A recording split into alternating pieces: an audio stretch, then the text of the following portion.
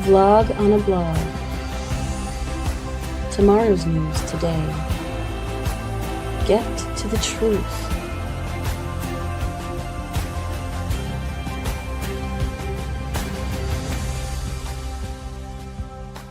Listen, learn, live. Visit us at yadaya.com. Good advice. Listen, learn, live, and visit us at yadaya.com. I'd highly recommend all of those things. Hello, Roger. How are you? Good, very good, Craig. Thank you.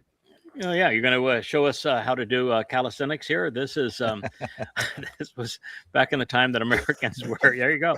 Back in the times that Americans were trying to who knows what in Afghanistan. I mean, there was no purpose in us being in Afghanistan, and they're trying to teach the local Afghanis how to do jumping jacks. And so we'll play it because it's a hoot, and then we'll talk about really what the stupidity of this whole thing really does tell us.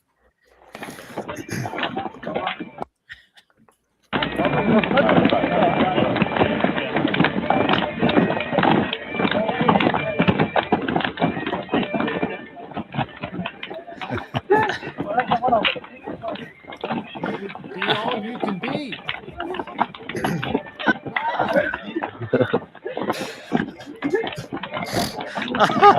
I'm in. Hey! All right. So we sent hundreds. Those Army Rangers have got to have some patience. Oh man, yeah. To think of the number of troops, tens of thousands of American troops into Afghanistan, all to chase a phantom, to make a bad situation much worse. And here they are trying to teach these Muslims how to do calisthenics, not recognizing that there's a reason that there aren't any Muslim world-class athletes. It is, jihad doesn't take much athletic skill or much intelligence, to tell you the truth. The sad thing about this is that George W. Bush, who I knew, who told me he was going to do this even before he was elected president, because he thought he would be more popular if he was a wartime president. He lied about Afghanis being responsible for 9/11. Mm-hmm. And then he lied about Iraq being responsible for 9/11 and Iraq having weapons of mass destruction, neither of which were true. And based upon those lies, which Americans accepted to 95%, I mean, it was so bad in terms of the perception of Americans and the percentage that believed the lies that Afghanis had something to do with 9/11, and it was a good move to go into Afghanistan to kick some Afghani butt to punish them for 9/11. That when the original host of Coast to Coast, Art Bell, which was the most popular radio program of its time, wanted to do a show in opposition to the American invasion of Afghanistan, showing that it was counterproductive. I was the only person that he could find in the country that could speak to that intelligently. And of course, at that point, I'd done 5,000. I would do another 5,000 radio shows after it. There was no one else. Mm-hmm. And I explained that what we were doing in Afghanistan was going to make and was making a bad situation much worse, and that it was ultimately foolish, and that there was no way to fix Afghanistan because of Islam. And yet we stayed for more than a decade. And tens of thousands of Afghanis died, thousands of Americans died for nothing, made a bad situation worse. When America went into Afghanistan, the Taliban had a very thin hold on one province. And when we left Afghanistan, they controlled all of Afghanistan. So it had exactly the opposite effect America said they were trying to achieve. It's like the war in Iran. It's had exactly the opposite effect across the board. And yet the propaganda arms of America continue to lie, and people believe them, and it's almost impossible to get anyone who is political or religious to appreciate the truth. So this is just one of many travesties of America, not knowing the nature of Islam, not knowing that Islam was responsible for 9/11, not Afghanistan, not Iraq, that there were no Al-Qaeda operatives in Iraq, that Al-Qaeda was meaningless in Afghanistan, and that the Taliban was present in Afghanistan only because the United States had rented them from the Pakistani government and the ISI previously and armed them to go off and kill some Ruskies years prior. And that's the only reason the Taliban even existed in Afghanistan. So we lied about everything. The United States did. Made everything worse. Took a country that was no longer supplying cocaine and heroin to the world. And by the time we left, it was the largest supplier in the world while the CIA was there. And the moment the CIA left, it went back to being an insignificant supplier. Everything from the CIA to the US military was a lie. I even tracked the first 500 deaths in Afghanistan and also in Iraq. And what I found is that 100% of the time, the United States Defense Department, which is what it was called back then, lied. They misrepresented the circumstances under which American soldiers died, and grossly. Yeah, you can only have so many forklift accidents. I mean, and universally, it was just tragic. And then we lied about our own operations, and it wasn't until WikiLeaks came out and showed, everything America says is a lie. And yet Americans fly the flag, salute the military, honor their country, when all their country does is destroy and kill and lie. And, this goes back way before Trump. Trump is just better at it or worse at it, depending on which way you want to look at it. He's more murderous, more deceptive, more duplicitous, more disgusting than the others. So he's better at these things than the others were. But these things are all awful. And it's the history of America. I'm just saddened for how far the world has fallen. But this is just, it shows you the ineptitude of the whole thing. And it really isn't a joke, because the most prevalent behavior when America temporarily ousted the Taliban, which previously had been the American ally under Zbigniew Brzezinski and Jimmy Carter, in killing Ruskies, the tribal chieftains would come back into those towns, and the first thing they would do is play bocce ball. They'd find a cute 4 to 6 year old boy, nude him up, tie him butt up to a bed, and gang rape him.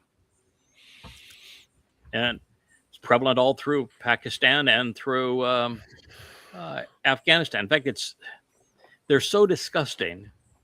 Men in Afghanistan and Pakistan, the same customs of Islam, that when a daughter is buried in Pakistan or Afghanistan, they have to lock the tomb, or the father will rape his dead daughter.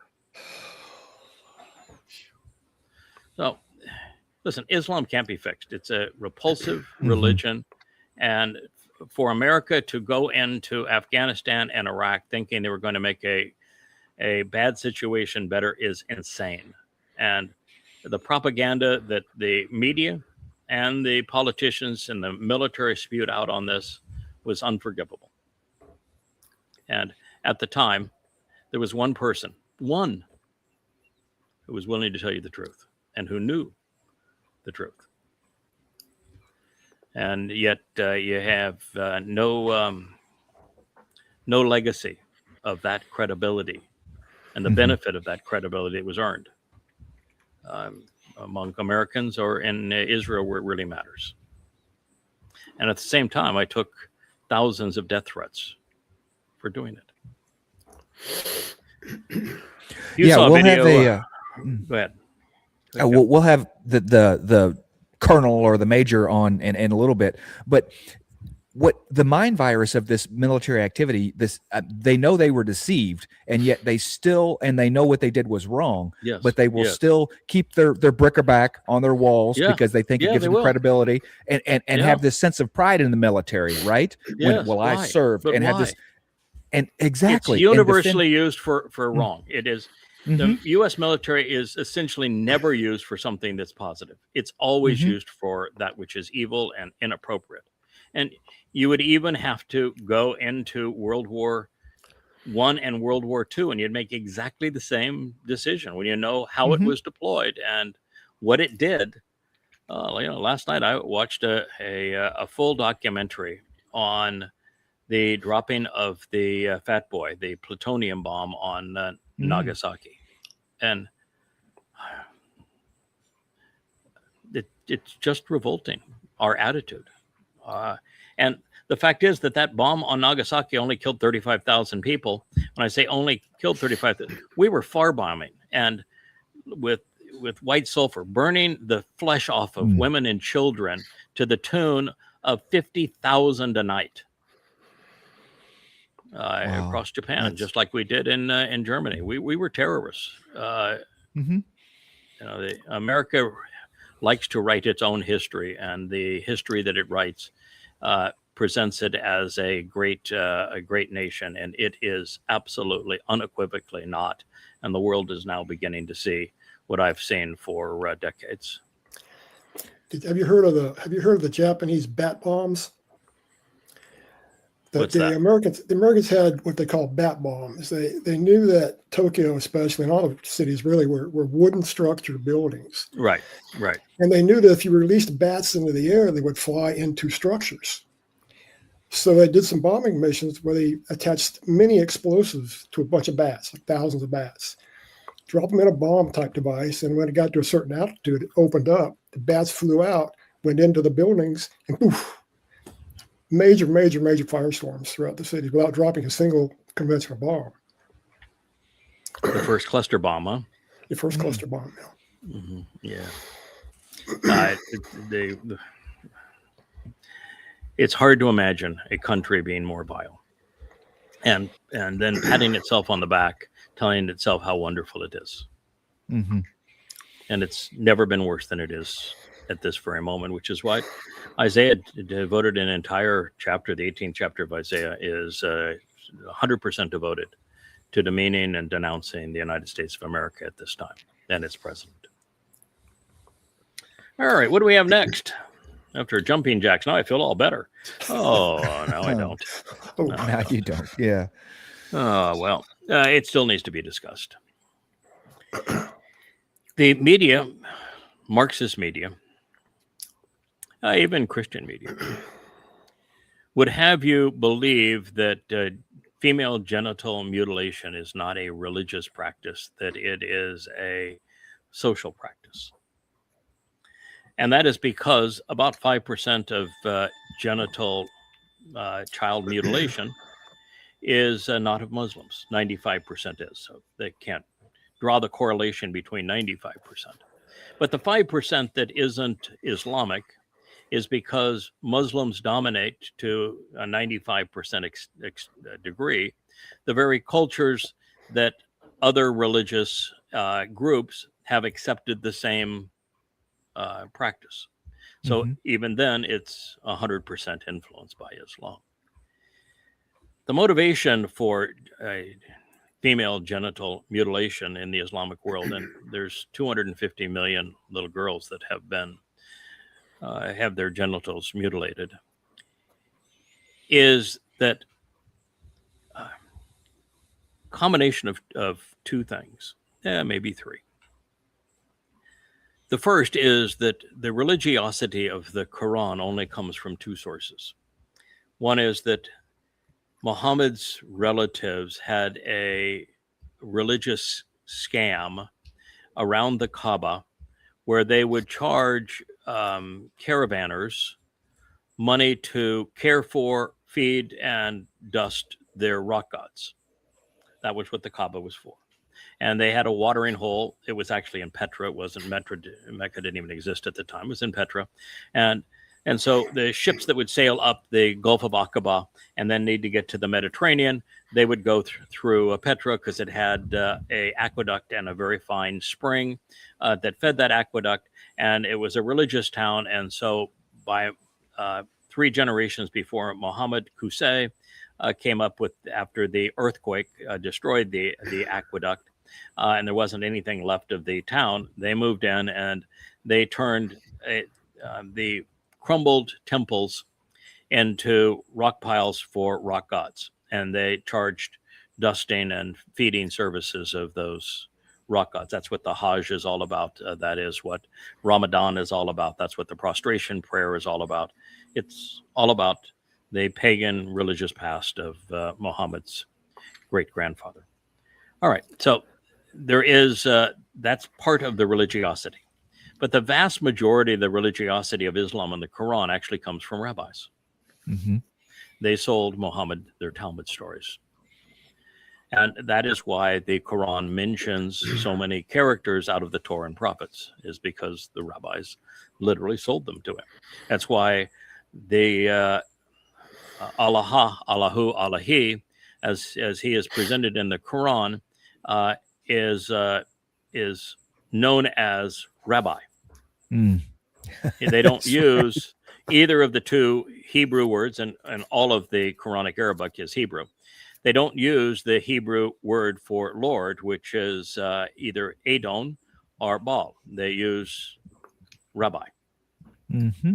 And so their rabbis were so sneaky, they fooled Muhammad into believing that rabbi was the word for Lord. So in the covenant, the sign of the covenant is circumcision, not female circumcision, absolutely not. Mm-hmm. Male circumcision. And the male circumcision does nothing to alter the experience of pleasure for a man to have sex with a woman. In fact, it heightens it. And it's actually a healthy thing to do. And it's when it's done on the 8th day and there's minimal that is snipped off, that's the time when our blood coagulates more readily and heals more readily than at any other time in our lives. And so it's the way of saying, I want you set apart. I want you different. I want you, when you bathe and you care for your son, and when your son grows up to become a man, that you're constantly remembered that you're different than other people. You're cut off of the human customs and human religious practice and unto Yahweh. And so when they spoke of circumcision, the Muslims said, oh, well, then if it's, good for them, must be good for us. So they accepted circumcision. It's the same reason they don't eat pork, the rabbis who talked about that.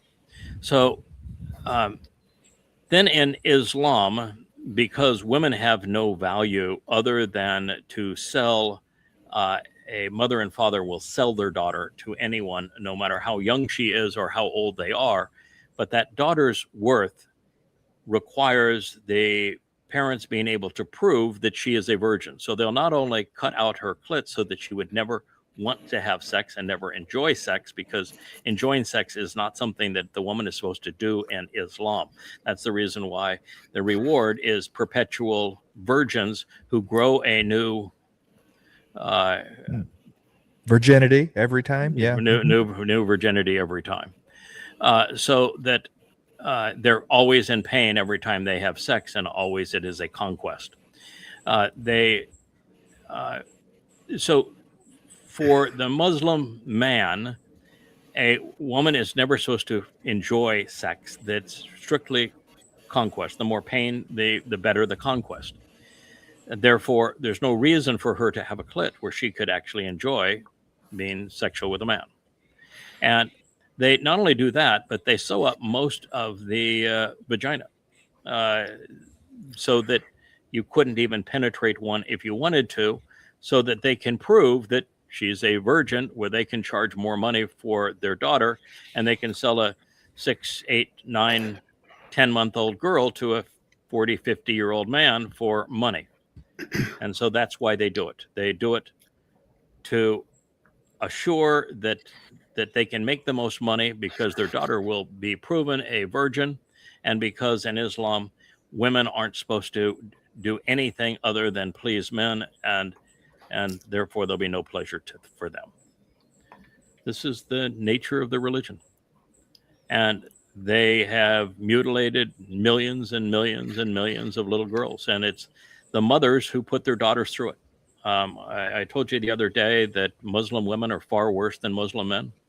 I know that to be a fact. I've, exposed myself by doing these 10,000 radio interviews and writing the books on the nature of Islam, and I'm assaulted by women far more than men, and they're far more supportive of Islam even than men are, and far more vicious. And so this is what they do to one another. And it's a savage religion. It's inexcusable. And yet you have Marxists who are complete hypocrites bonding with them, promoting them. And you have even today a Marxist Muslim, which is a complete hypocrite. Mm-hmm. One of the most fascinating things of goddamn religion was the profitable profit scheme chapter, and finding out that it was Fatima that really invented Islam. A woman. Yes, a woman invented the religion that would enslave women for centuries. Muhammad met Allah, who was Satan, in a cave during Ramadan, and he tried to commit suicide because that dark spirit beat the living crap out of him, and he tried to throw himself off the edge of the mountain. Now, there are no mountains in Mecca, so he was in Petra, and he came back and said, I fear for my life. I am demon possessed. And he was out practicing the pagan religious practices associated with the Kaaba, which were his great-grandfathers, that, in other words, totally and completely pagan rock gods. And she says no. And she actually had a caravan business where he was a bum. He says, no, you're not going to embarrass me that way. You're not going to run around as a demon-possessed madman. So here's what we're going to do. We're going to say that, no, you were inspired by God to be his messenger, and that's what happened. And now you're going to have recitals from that God. We're going to turn the Kaaba and this whole scheme into a money-making scheme, and you're going to take control of it for me. And that's going to be the profitable profit scheme. And the profitable profit plan made a whole chapter in goddamn religion as a result of that. Of course, Muhammad took it to the next step, and he became a thug. He started a criminal enterprise, and he started murdering his own kin, raping them, enslaving them, torturing them. And when he ran out of kin to attack and to mutilate and to kill and to enslave, he turned on the Jews and perpetrated apartheid and then genocide on Jews, selling the children into slavery for more weapons, raping the women, and killing the men. That's the nature and the birth of Islam. If you don't like it, tough shit. Go learn the truth. Go read Goddamn Religion, and then write me a letter after you've read the 5 volumes of Goddamn Religion. Yeah. This just blows me away, though. I mean, 140,000 women affected, and that's the ones that they know about in France alone. In France. Mm-hmm. And supposedly a civilized country.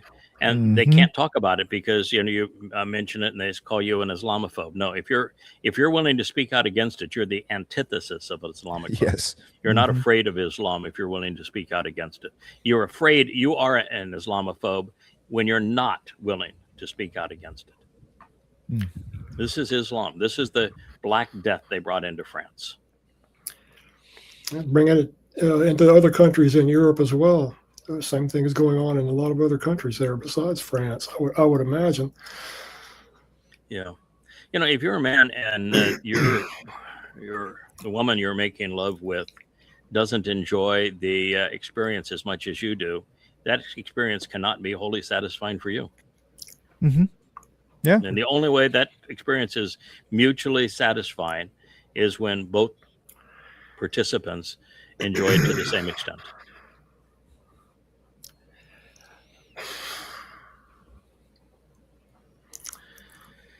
All right, so here is the pile of shit that, as the President of the United States, and he is in his gilded brothel, and he's lying about South Korea. First, he says that fat bad hair boy is his BFF. Mhm. Oh, we're such great friends. Now, this is one of the most ruthless dictators in the world, and Trump says, "Oh, we're best friends. I like him better than I like South Korea." You forgot that America fought a war to keep the communist North from destroying the non-communist South. He forgot all about that. So he is now imagining that it isn't appropriate to provide protection for the country that only exists as a separate country because America intervened in between the North and the South. Mhm. And he says that he negotiated and the South Koreans paid a $3 billion protection fee, which, if it existed, would be akin to him being the godfather of the mafia. And that's what the mafia does. Mafia goes to you and say, if you want to survive, you pay me this money. And so he said, I have a $3 billion protection fee, and they paid it. They didn't like paying it, but they paid it. And then Obama came along, and Obama completely reduced it to nothing. And then now I'm back, and so I'm telling him it needs to be 10 billion. It's all bullshit. All of it. I mean, there he is sitting there in the Oval Office of the United States, and all he's doing is lying. There's no correlation between what he says and true. The South Koreans have never paid $3 billion to America. The original reimbursement for what America was doing was in the $600,000 to $800,000, or 600 to 800,000, or million was the range of it. So Trump never had a phone call where he said it's going to cost you $3 billion, and they agreed to do it. Never happened. And there was no $3 billion fee. It's all a lie. And his deal with Biden renouncing it isn't true. During the Biden time, it was actually increased by 20%, not wiped out. And there's been no discussion of increasing it to $3 billion, much less $10 billion. It's all made up. And even if it were true, let's just say that it were true, what would it be worth? Why would anybody pay the United States to protect them? What happened to Kuwait? What happened to Qatar? What happened to UAE? What happened to the Saudi Arabia? They got bombed. If you're they got bombed. They got bombed. They got bombed. America deserted them and reneged on the promises it had made. America has treaties to defend the dictators of the Arab fiefdoms with the lives and blood of Americans, which is despicable. And yet it fled and ran. And so there's no country on earth that would do that. And what happened with the last carrier America had in the Pacific? It caught on fire. ran away. No, in the Pacific. They pulled it. The last carrier that America had in the Pacific, it moved out of the Pacific, and it's steaming to the Persian Gulf and Arabian Sea. I think there's a destroyer over there that's disabled in that area somewhere too. Well, we had one. We had a destroyer that was disabled. The carrier was the last carrier we had near. In fact, you know where the carrier was? It was in port in Da Nang. America's lone carrier for the Pacific was in the port of Da Nang, Vietnam. You can't make this shit up. And you know that Vietnam now is in the top 5 trading partners of the United States. You just can't make this stuff up. So anyway, can you imagine being a parent of one of those 58,000 Americans that lost their lives in that stupid war, and knowing either of those two things? Anyway, we just pulled the carrier out because of the mutiny that's taking place on the Abraham Lincoln. So they're going to replace the Abraham Lincoln with the carrier that we had in Da Nang. So we don't have a carrier there anymore. Don't have a battle group. They don't have a plan. We don't have any. We don't have any interceptors anymore. We don't have any guided weapons anymore. And so he wants them to pay, and he's $10 billion, imagining that they previously paid $3 billion, and that he had all these discussions with them when they never took place. Well, and that's the second thing is that they want to have these. Well, he doesn't want to have the war games with South Korea, right? The maneuvers, because he doesn't want to upset his buddy Kim Jong, right? Because we're such great friends, and so it wouldn't be right for us to do this. But he's also, first of all, we can't because we have nothing in the Pacific to be able to war game with you with. We just took the carrier from Da Nang from being chumming with the Vietnamese to go over there. The second thing is he's all butthurt that South Korea wouldn't help him out in the war that we've won in Iran, right? Right. And he even says that. He even says it in such a disgusting way. He says, we didn't need their help. Right. He's lost the war. We didn't need their help. But nevertheless, I said, would you like to help? Because, this is more important to you than me. And they said no. And, we didn't need their help. But the fact that they said they wouldn't help, I'm going to remember that. And so I'm not going to help you either. Tough shit. It's all about him.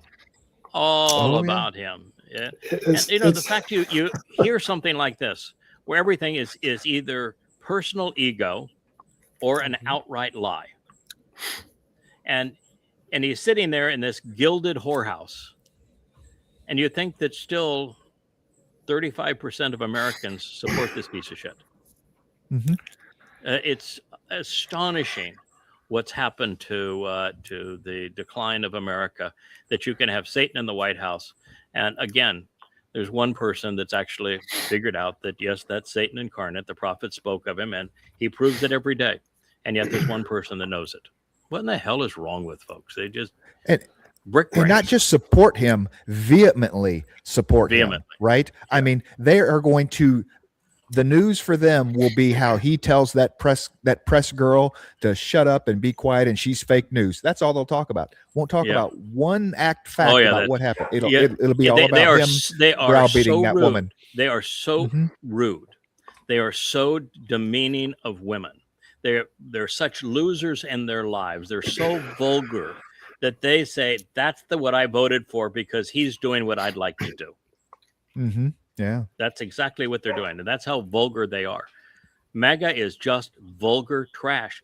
Unfortunately, the other side, the Democrats, have become Marxist trash, and so America is just screwed. I mean, there is zero hope that any of this works out well. Yeah. We got a true psychopath that work in the White House. What could go wrong with that? A malignant narcissist psychopath that is not just demon possessed. He's the manifestation of Satan. Yeah.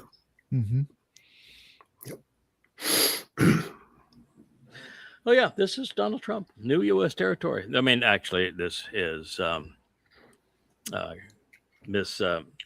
his head tweet. He has a head tweeter now, of course. Eva Braun.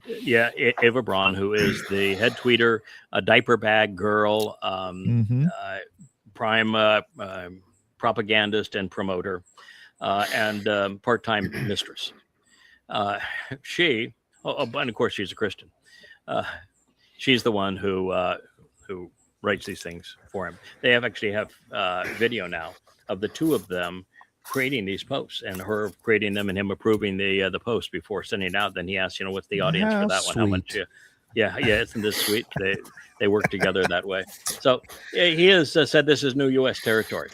What part of that? Because you have UAE there, which I didn't know was for sale.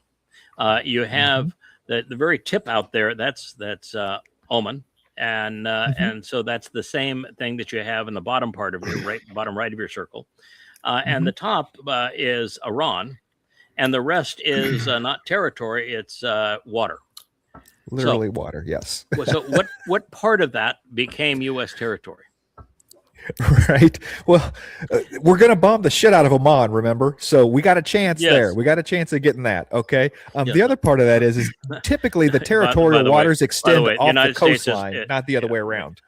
Yeah, the United States is not going to bomb Oman, and the reason the United States is not going to bomb Oman is because should America do that, and they turn on the Arab Sunni Muslim fiefdoms on the western side of the Persian Gulf, and while they're fighting a war with the Sunni Persian Muslims on the east side of the Persian Gulf, then America will prove that it is the foremost enemy of Islam and will have 2 billion enemies.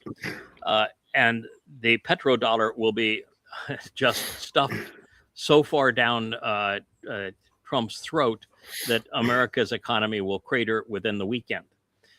So when you make a statement, we're going to bomb the shit out of them, what you're listening to is Satan brag without even thinking, because there is a 0% possibility that the United States is going to bomb Oman. If they did, it would be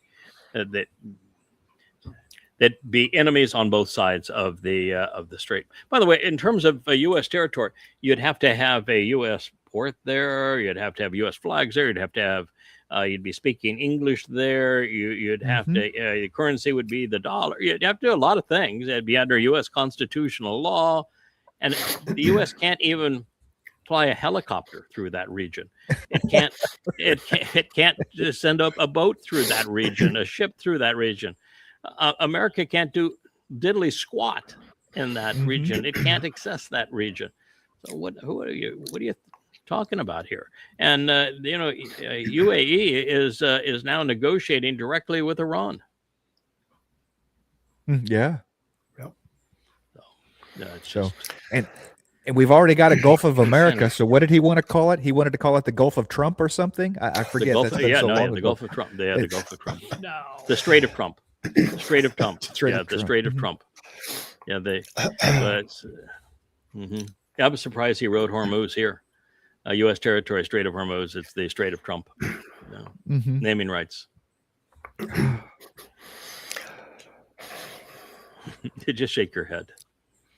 What can you say? Participate in the delusion? I mean, the Isle of Crag, aren't we? Yeah, here's a twist in. You shake your head and twist in.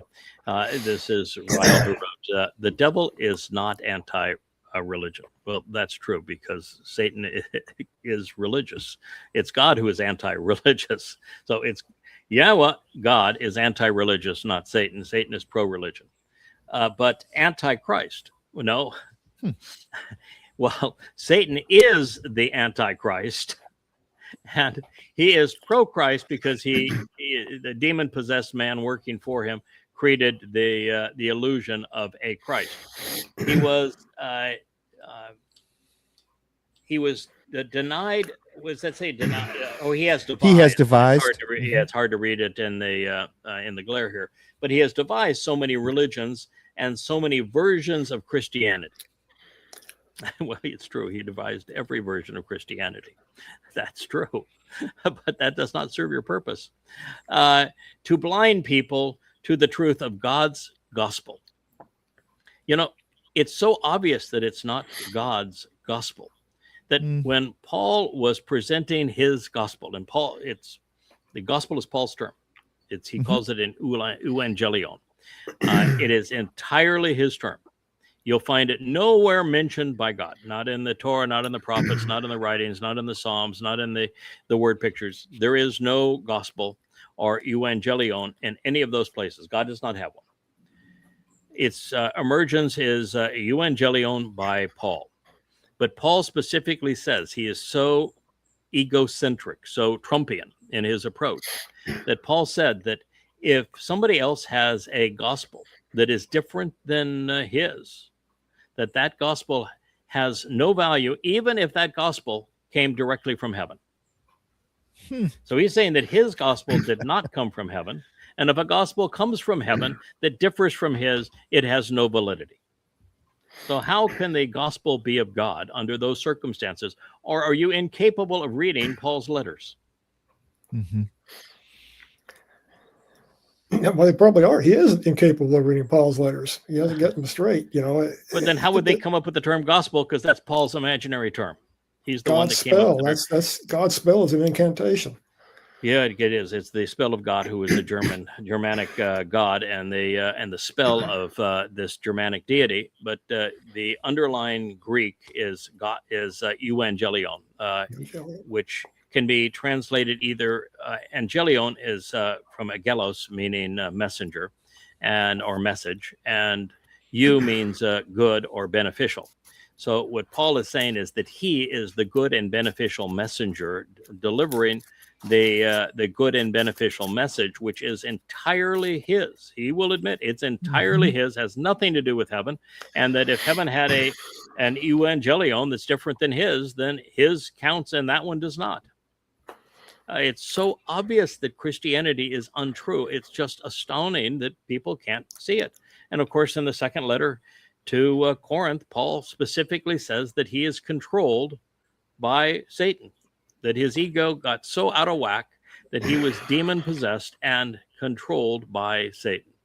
And they believe this piece of shit. And then they attribute a gospel to God when Paul actually invented the term and said, no, it's mine. Well, Yeah, I'm just go ahead, Roger. it's certain that, you know, Paul's rantings are closer to Muhammad's than they are to God's. Yahweh's. Correct.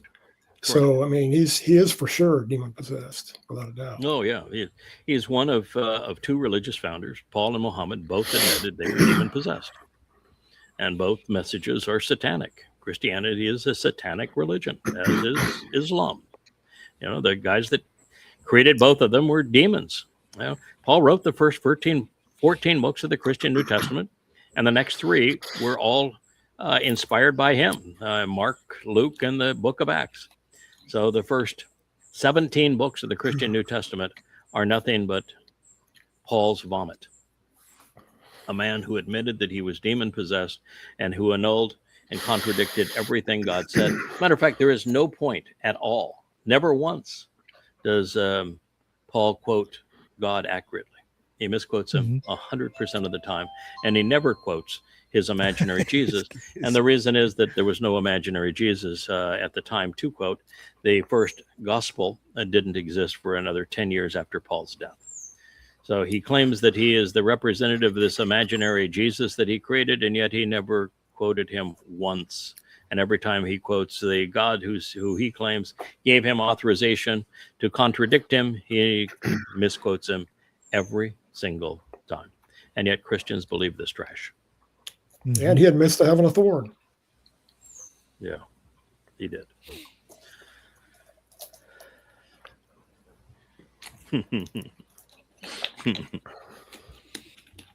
Well, so it's a sock puppet. Muhammad didn't look that good. He was essentially toothless. He was 66 when he started having sex with Aisha, and it was Aisha's toys that he threw out of the bed so that he got sex with a 6-year-old when he was 66 years old. And I can tell you he didn't look that good. As for the sock puppet, Allah is actually a snake. Now, when I first wrote Prophet of Doom, I was not able to deduce whether or not Allah was just an altered persona of Muhammad, whether Allah was just the voice of Muhammad filtered under a phony name, or if there really was a Satan inspiring certain things in Muhammad's life for the express purpose of creating the most demonic of all religions, whereby Muhammad was Satan's stooge. Of course, Muhammad is convinced that he has a spirit pal because his first experience in Ramadan was of a dark spirit who was really stupid and vicious, so he tried to commit suicide. And he devotes multiple surahs to Satan and demons. actually names them in favor of Satans and demons. And when Allah and Satan are having a conversation, you can't tell which one's speaking. The same message. And Allah spends all of his time in the, when depicted in the Quran, he's always in hell torturing people.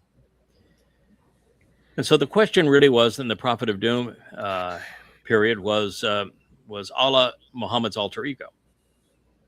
And I addressed this issue far more openly in Goddamn Religion, and write many, many pages of psychiatric analysis of Muhammad to try to resolve that issue. And what I came to conclude is that Satan has a type. And that Satan likes the Muhammads, Pauls, and Trumps of the world, the Adolf Hitlers of the world. He finds them exceedingly easy to bribe and to bully and to possess and to control.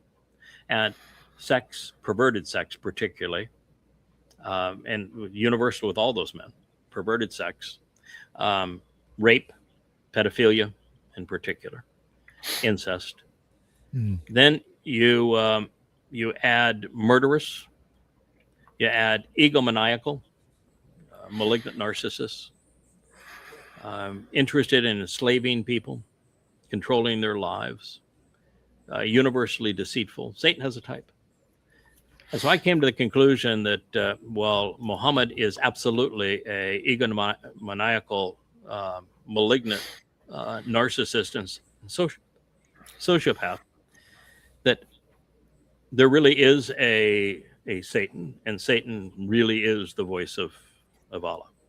And one of the reasons I came to that is that throughout the Quran, Muhammad is demeaned. It's the whiplash thing with Satan. He's the greatest, and you must obey him. And then Allah says, but compared to me, he's meaningless. He's a piece of shit. He has no ability. He's not a prophet. And I just as soon kill him.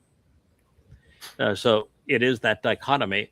And then the Quran's single most repetitive theme is what I call the never-ending argument, where everybody that actually knew Muhammad, his own family, recognized that he was demon-possessed, he was a madman, that he was plagiarizing the whole Quran thing, and that he was maniacal. And that's them calling him that, and those are the people who knew him best, is the single most repeated theme throughout the Quran, some 500 iterations of it. And Allah never once says, no, he's a prophet. Never once. And so the very demeaning treatment of Muhammad throughout the Quran, and Allah's constant indulgences, where it's okay that you commit pedophilia, it's okay that you commit incest, it's okay that you commit rape, it's okay that you torture your own kin. I came to the conclusion that Allah actually is a separate spirit, and that Allah hated Muhammad as much as he hates Trump, as much as he hates Paul. He has no respect for any humans, and just used those because he has a type, and they're his type. Yeah, and you throw in the obligation thing that Satan, hey, Muhammad didn't get it right the first time, so it's this what we need the second time. Whatever we say comes out of our mouth is the newest, is better than the one before it, right? So I mean, just like Trump, it's confabulation. The things you can say absolutely unequivocally about the Quran is that Allah is not a god. Absolutely unequivocally, Allah is not a god. Doesn't even approach divine status. Muhammad was not a prophet. Muhammad is probably the worst person who ever lived. Pedophile, rapist, incestuous, a mass murderer, lying thug, sadistic, slave trader, human trafficker. He was the worst person who ever lived.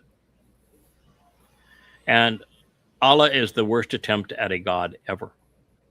The Quran is easily the dumbest book ever written. Dumbest. It is, by any standard, it's hugely plagiarized. It's twisted. It's a jumbled mess. There is no moral teaching in it at all, but it's grossly immoral. It's a death cult. It is sadistic throughout. It is, by any measure, the worst book ever written. It's bastardized Hebrew. The grammar is screwed up. The vocabulary is screwed up. The entire thing, and it's jumbled together like you took surahs and a hurricane went over a junkyard, and wherever the pieces fell, that's how we're going to assemble this thing. No chronological order, no context. It's by any standard, it's the worst book ever written, and it's look at the consequence. 250 million people dead because of this religion. The slave trade as a result of it, plundering the earth, the colonization and victimization of huge swaths of the world, responsible for 95% of terrorism, 95% of female genital mutilation, 95% of the slave trade even today. Billions. Well, even the Muslims themselves are slaves to Allah. So, I mean, if you're a Muslim, you're a slave. So it's slave, correct. So anyway, it's I've become convinced that Allah actually is Satan, and that Satan did have a voice in the Quran, although the vast majority of the Quran is either Qusay's pagan rock god scheme that Muhammad stole, or it's Talmud recitals that Muhammad bought from the rabbis. Yeah, that's the key. Without that, there wouldn't be any Islam. But Muhammad marketed it pretty well. Given his warriors the ability to keep what the cut of it. I mean, he produced the most successful terrorist organization the world's ever seen. I'm not sure that's the case, Roger. During Muhammad's lifetime, he was nothing but a small-time thug, and he was a small-time thug in the most backward place on earth. Arabia, where he was a thug, was a place where the world just avoided. The Persians never went there, the Romans never went there, the Greeks never went there. It was an ocean of sand and death, and nobody went there. And so they were completely ignorant. They were illiterate. The only place where Islam could have been believed. It was that stupid of a religion. So when your success is with a few hundred nincompoops, that's really not much of a success. What happened is that Muhammad would have to die for Abu Bakr in particular and Uthman, who were savages. It was Abu Bakr who gave his 6-year-old daughter to a 66-year-old Muhammad to molest, and Uthman was the most vicious of the Muslims. Those two men took the lie of Muhammad without the Quran, because the Quran wouldn't be written for another 100 years. They took the lie of Muhammad. They forced it on all Arabia. They fought. They had the war because Arabia was not an armed place. So the Arabs didn't have weapons. They didn't have an army. So they were easy to conquer. And so it was a gang of a few hundred savages against unarmed Arabs, and they fought the war. It's called the War of Compulsion, compelling every Arab to become a Muslim. And then they happened to just fall into a place where the world had worn itself out, that the Romans had fought the Persians to the point that they had both essentially given up. Their armies were bludgeoned, their resources were drained. And so Islam comes in the midst of this, and they attack India, which was on very tough times. They kill 80 million Indians. They conquer a weakened Persia. And then from there, they went all the way to Africa, and they were savages for 1,000 years. And what they did is they produced nothing, but they stole everything. So between plundering people and the slave trade, and then motivating warriors through rape, they managed to build a more formidable force based upon plunder and the slave trade. And they ended up with more weapons and more horses and more camels and more spears. And they continued to be ruthless for 1,000 years. But that ruthlessness really had nothing to do with Muhammad, because even his hadith wasn't known and wasn't written. It wouldn't be written for 300 years after his death. And the Quran wouldn't be written for 100 years after his death. So when Muslims were conquering the world, it was not for Islam. There was no Quran. And they didn't want you to convert. That at that time, it was not convert or die. They wanted to plunder you. They were out there not to turn the world into Muslims and give them a Quran, because there was no Quran. They were there to plunder them and to enslave them. And so this is the consequence of Islam. And the world is so ignorant of it that it continues to die as a result of it.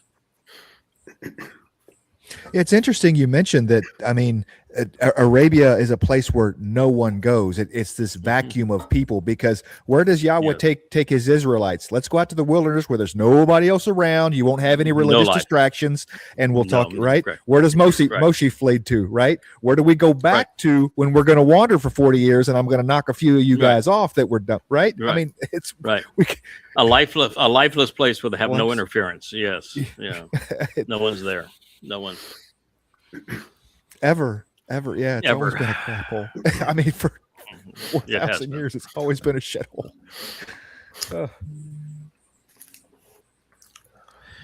Oh, what a piece of shit. Taking this talking about a shithole. So what he's trying to do is to get Americans to hate Jews as much as he hates Jews. Now, mind you, he has gone public many times to explain that he is demon possessed. He has admitted that he is receiving large amounts of money from Qatar. He goes all over the Islamic world with Qurans, and he is their little puppet. So we know where his loyalties are. They're with Satan and with Islam. Not that that is redundant. I know I'm being verbose here. Excuse me. His loyalties are with Satan, and therefore with Islam. He wants you to believe that Israeli schools outlaw the plus sign because it is symbolic of, it looks too much like a Christian cross. Now, why don't you Google that? Why don't you check? And what you find is it's not true. Israeli secular schools use the plus sign in arithmetic like everybody else. He's flat out lying. He's lying to encourage people to hate Jews. He's a piece of shit liar. Are there schools in Israel and in America that don't use the plus sign and use something else? Yes. But they have nothing to do with Israel. They have all to do with the Haredi. And it's even then it's irrelevant, because guess what? The Haredi don't teach math. They don't teach math. They don't science. They don't teach language. So even then, it is a non-issue. So he's just too effing stupid and so vile. And it's just motivated entirely by hate of Jews, as Satan is. Well, the other thing he does is he tries to correlate Israeli schools with not Taliban, Al-Qaeda schools, as if there is such a thing. Okay. But he says there is no such thing as an Al-Qaeda school. There's right, never been in this video. He says, in this video, he says that Al Qaeda is another group that doesn't use the plus symbol in their schools. Okay, well, guess what? And because Al Qaeda never had schools. They had terrorist training camps, but even then, that was fluff. I mean, it was a recruitment tool. It wasn't actually a school. They weren't sitting down and saying, "Okay, we're going to learn math today and science, and then we'll learn language." And no, there was absolutely no school associated with Al Qaeda ever, or with the Taliban even. So no, he's got Trumpitis, where what he says has no correlation whatsoever to the truth. He's just a vile, hateful, small, little, wee-brained little man. It's hideous. Oh, by the way, Christianity and its damn cross are repulsive. Mhm. This idea of parading around on the symbol of a dead god on a stick is revolting. First of all, it turns God into a man, and that's pretty demeaning. You're going to turn God into a man. I want to tell you, that is a demotion. Mhm. And then A you're little bit. going to say, that men killed God. What Mhm. kind of God is that? And then you're going to take the most torturous, painful form of death in human history, and you're going to affix your God to it, and you're going to Mhm. parade around under the symbol of a tortured and dead God on a stick. Mhm. And on top of all that, it was a lie because, well, God isn't a man, men can't kill God, and Jews never crucified anybody, Mhm. and Jesus never existed. And there's the reason that there is zero contemporaneous eyewitness reports by anybody, secular or religious, of said Jesus is because he never existed. And yet you want to demean and dehumanize Jews for the crime of crucifying your God man when it has a 0% possibility of being true, and you've tortured people for 19 centuries, and then you have the audacity, like every conspiratorialist, to project your vileness on those people that you have tortured. Mhm. It is rather macabre to walk around with torture devices on your body as Well, symbols. of course, but of think of religions. every conspiratorial person with their blame the Jews is saying that Jews are perpetrating genocide against Goy, when it's the Goy that have perpetrated genocide against the Jews. They've Yeah. projected their own vileness on the people that they have subjugated and oppressed. It shows total ignorance, total irrationality, complete immorality. This is Tucker Carlson. This is Donald Trump. This is Mhm. what these are, the influencers on X and on Facebook. This is how vile the world has become. Ignorance is leading the parade. Oh. Yeah. And Satan they trust. So here is an image of Gaza, and it says, "Do you think Israel went too far in its response to the October 7th attack?" Can you imagine asking that question? He used Israel the has wrong picture, isolated didn't he? itself. Yeah, Israel has isolated himself from the world. Israel has become the most hated country in the world. Israel is accused by almost every influencer in social media of genocide. Israel is accused of being an occupier. None of it's true, but all of it appears true because of what Israel did in Gaza. Hmm. Yeah. And not only did they go too far, and 1,000 times too far, they never had any chance of success. There was never going to be a Gaza without Muslims.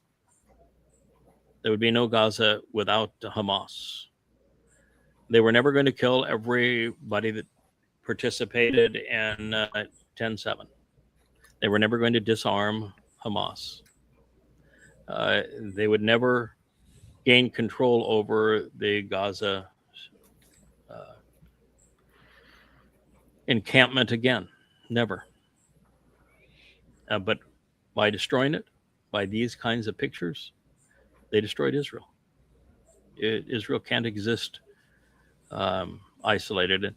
And, what Trump has had his vice president do over the last 2 months, which is to tell Israel that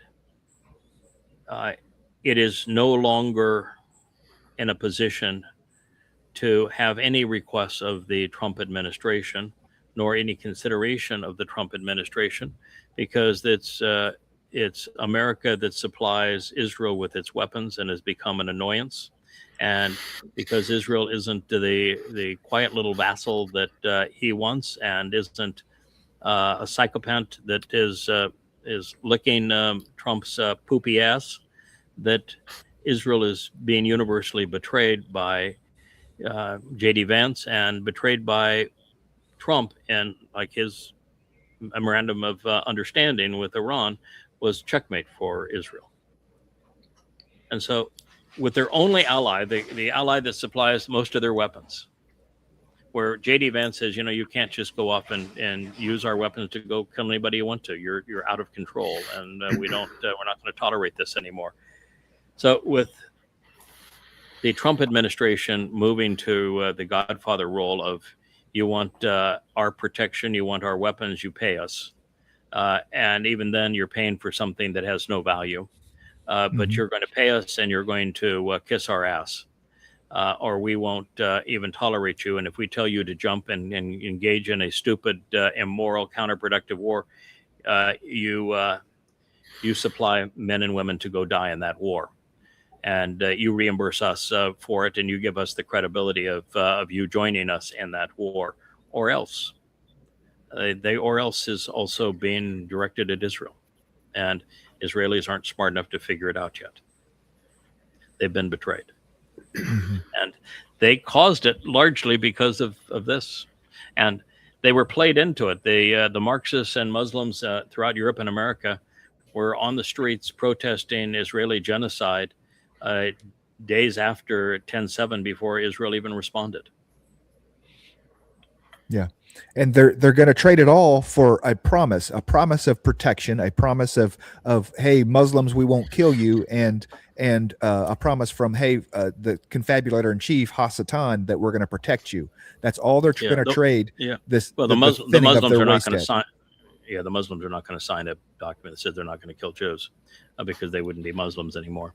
But the United States will promise to protect Israel once Israel forfeits its heart for the Fakistanian state. And of course, that will be worth as much as it was worth to the Arab fiefdoms of Kuwait, Saudi Arabia, UAE, and Qatar. Be as valuable as it is to South Korea at the moment. It's like that. Just like that photograph there is very valuable to the Muslims. And look and see what Israel did. Israel, the Muslims were looking for a knee-jerk reaction, and they got it. Yeah, of course. And Israel did when 10/7 happened that morning, I wrote the open letter to Israel, and in it I told Israel that you need now to document every single crime scene. You need to photograph every bit of it, no filters, and then after you've photographed all of it and you've described all of it, every story is put online with all graphic pictures. And not only do you show every aspect of what happened, and additionally you reveal the full autopsy report of every victim, all 1,250 plus the 250 that were kidnapped. You also celebrate their lives and do right next to that, this is their life prior to that. And then if you know who the Muslims were that perpetrated it, you have the third one of, this is the a-hole that did this to this person. That was the only way you were going to win the war of public opinion, which in today is more important than the kinetic war on the ground. And they didn't do it. And the second is, you've got to get Hamas and Palestinian out of your mouth. They're irrelevant. It's Islam. And you need to understand Islam. You need to go read Prophet of Doom and Now Goddamn Religion, so that you know who your enemy is, and how the 10/7 attack was absolutely no different than the attack on Kabar, which is why Muslims continue to chant Yahud, Yahud, Kabar, Kabar. Kabar, Yahud, Kabar. And it was Sinwar's attempt to, of the 10/7 attack, it had a single purpose. It was to irritate Israelis to the extent that they could be played into the destruction of Gaza, because if they destroyed Gaza, it would turn the world against them, and there would be a Fakistanian state, not something that the Muslims want, but it's something that they can use to make Israel more vulnerable and then destroy Israel, which is what they do want. And Israel played right into it. Yeah, it's Beth El Shoshana, right? I'm presuming they're Jewish here, that this is the house of Yes, God and the lilies, right? And yes. And this is the picture that they show. Did Israel, did it go too far? I mean, Israel is a house divided here. The picture she should have shown is a Beavis picture. Remember that these animals took women and children and killed them. The pictures of the babies that were cut open and the nurseries with blood on the walls and stuff like that. Right. That's Now, what they did need to Israel show. go too far? Yeah. No. Yeah. Then that's exactly what they need to show. Beth, by the way, is daughter. So it's a daughter of El, and Shoshana is Lily, and the Lily points to two individuals, Dod and Yada. That's why they're on the columns, as their names and titles are on those two columns of God's home. But that's pretty damn good. You are progressing in your Hebrew. I'm impressed. A little bit. So, this is a woman, and she is all in her fancy robes that make her look more like royalty. So she's all fancy up. She's even got her Dagon hat on. Isn't that? Oh, I'm clapping. I got my Dagon hat on. Isn't this great? So and the response is the church is not free to change what Christ Himself established. There was no Christ. There just knows no Christ. That whole thing is a complete and utter lie. And so this is the whole essay on Jesus only picked men, and therefore, which by the way, even the gospel Jesus didn't only pick men, and so the church must only have men. But of course, there's no mention of a church anywhere in the Christian New Testament. There's only two mentions of a Christian. The whole concept of a Christ is the most pathetic lie ever. The way that Eusebius added it to the text 300 years after the fact. Every bit of this is lies piled on top of lies. So I'm tell you, Holy See. The Catholic Church is not a see, and holy means diseased in Hebrew. So you are really, really, really lost. And your promotion of this sick religion that stole everything from God and His people. You stole His beloved Son. You stole the Messiah. You stole the former and returning King. You stole the promises that God made to them to create your God-forsaken, goddamn religion. The consequence of that is going to be an eternity in hell. You can't steal from God and His beloved Son and not expect hell. The actual Messiah is Dod. He is the chosen one. He is the firstborn of God. He is the Son of God. He is the one who fulfilled Pesach by being crucified. Jesus is nothing but a counterfeit. When I look at that photograph, what I see is it's a diseased, weeping sore of religion. In every sense, it's just gross. Yes, it is. It's a plague. That's why 666 years before Paul wrote his first letter through the prophet Habakkuk, specifically said that Paul is the plague of death.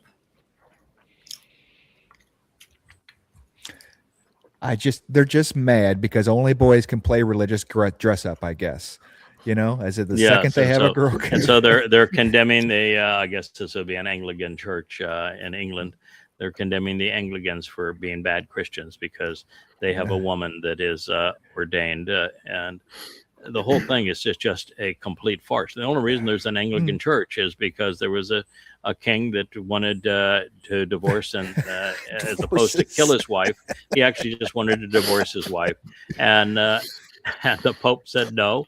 And he says, okay, well, then I'm going to be the head of my own religion, just like you're the head of your religion. So we created the Anglican Church. That's the whole story.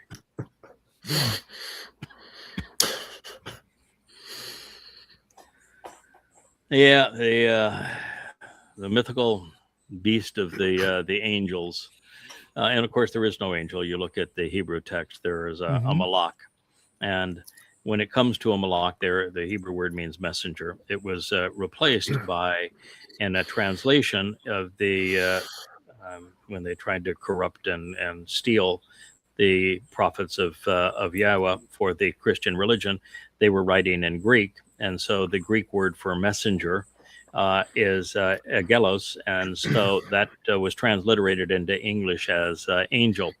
And if you don't know that, then you're a fool. Now, as it relates to malak, which is the term that Yahweh uses for messenger, 50% of them are from heaven and are spiritual beings, and 50% of them are men.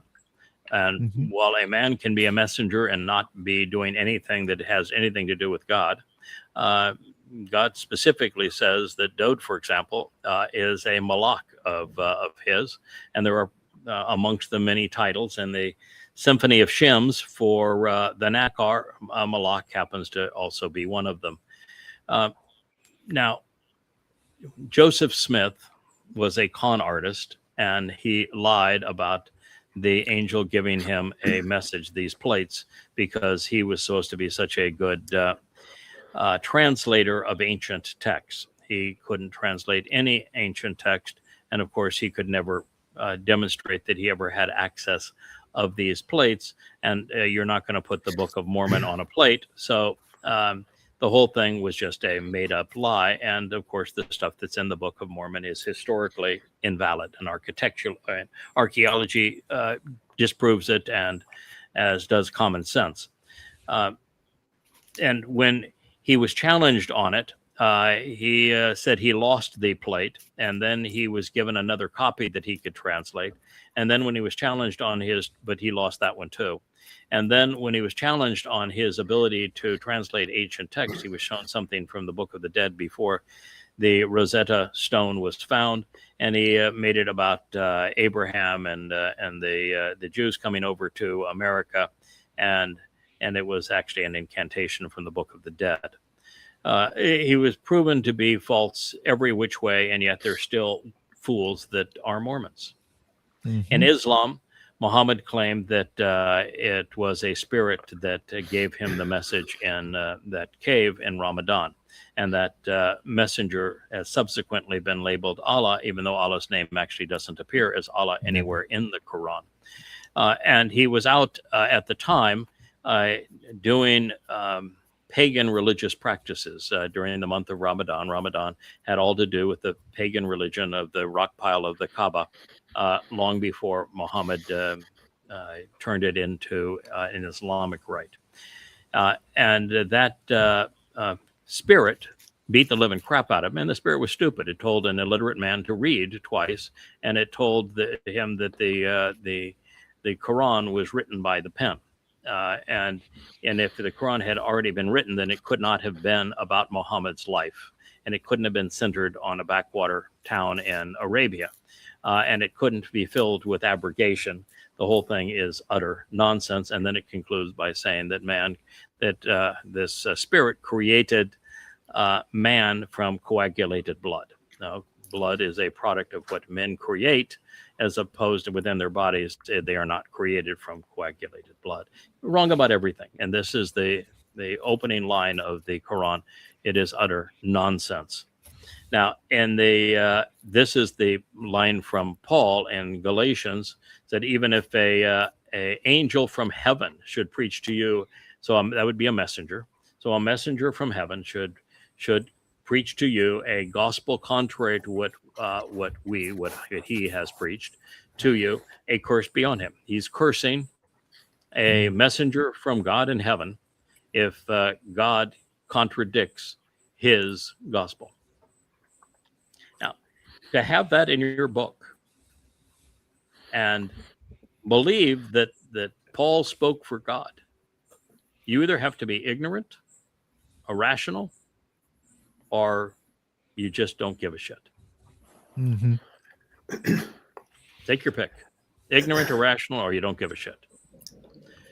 But that is not believable. It's not only not rational, it's not even believable. Oh, yeah, absolutely. A lot of them that I know were going along to get along. They don't care.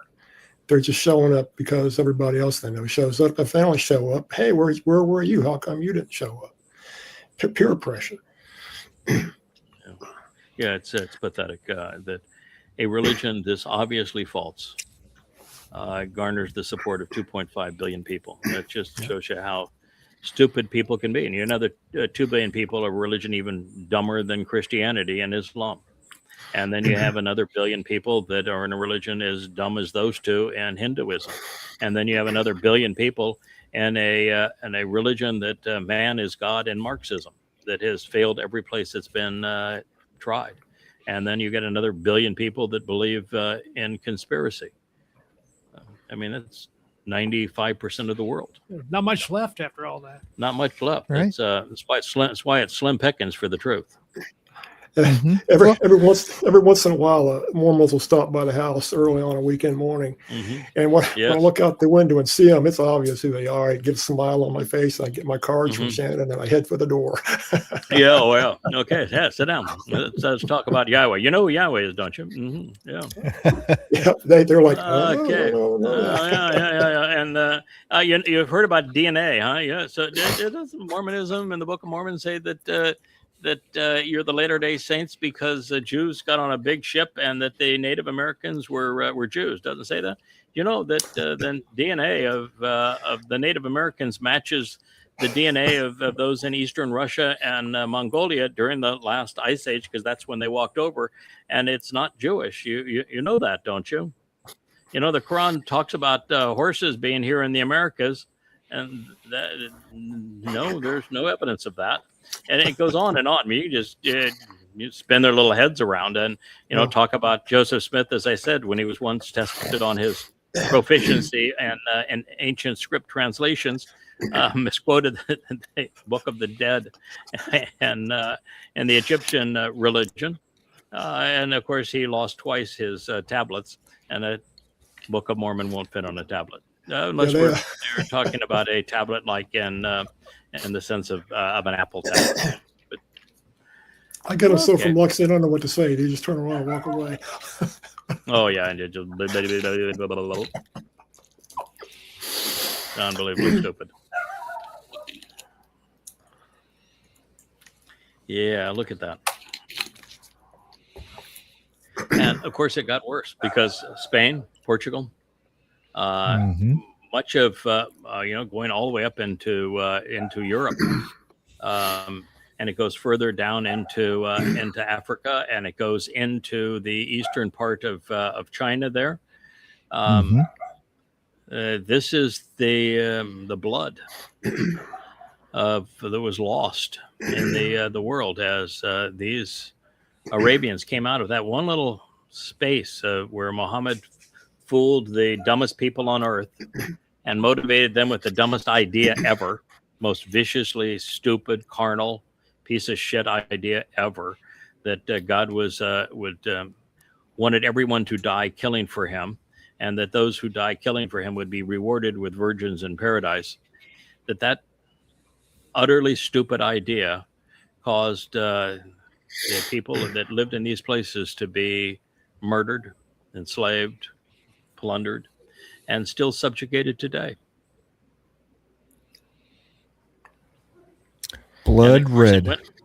Blood red. And of course, look how much further it actually went than even the map here. There's 1,000 years of carnage.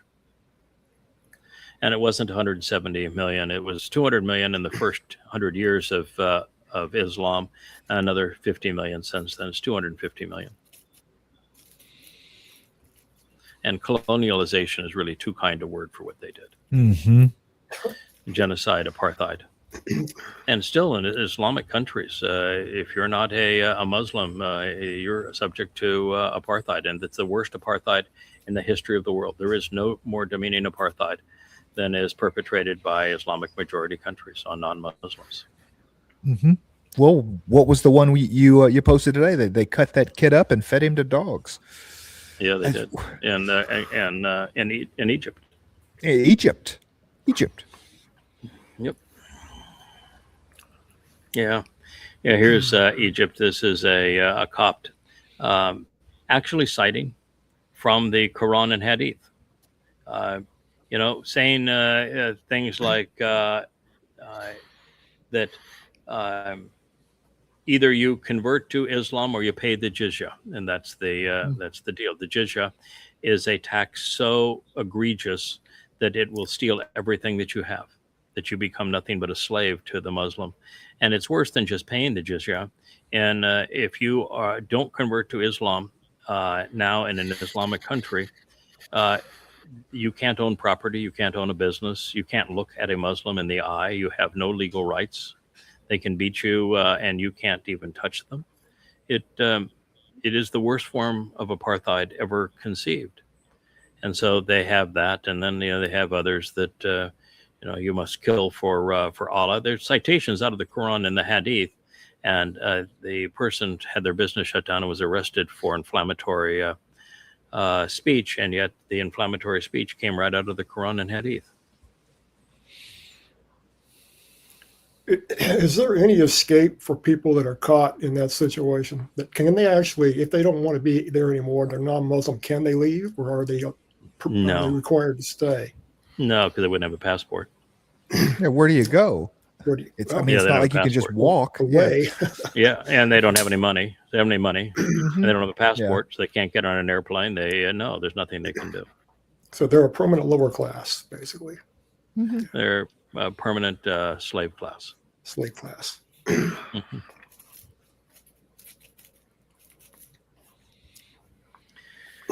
Okay, this is interesting. Musk presents himself as the great engineer and the great inventor, but the truth is that PayPal, which is how he made the money initially, was founded by Max Levchin, and it was actually funded by who's the slime bucket that got Trump elected in the first term, that was the primary financier of Facebook and of PayPal, that owns the defense company that is Palantir is his defense company. Mhm.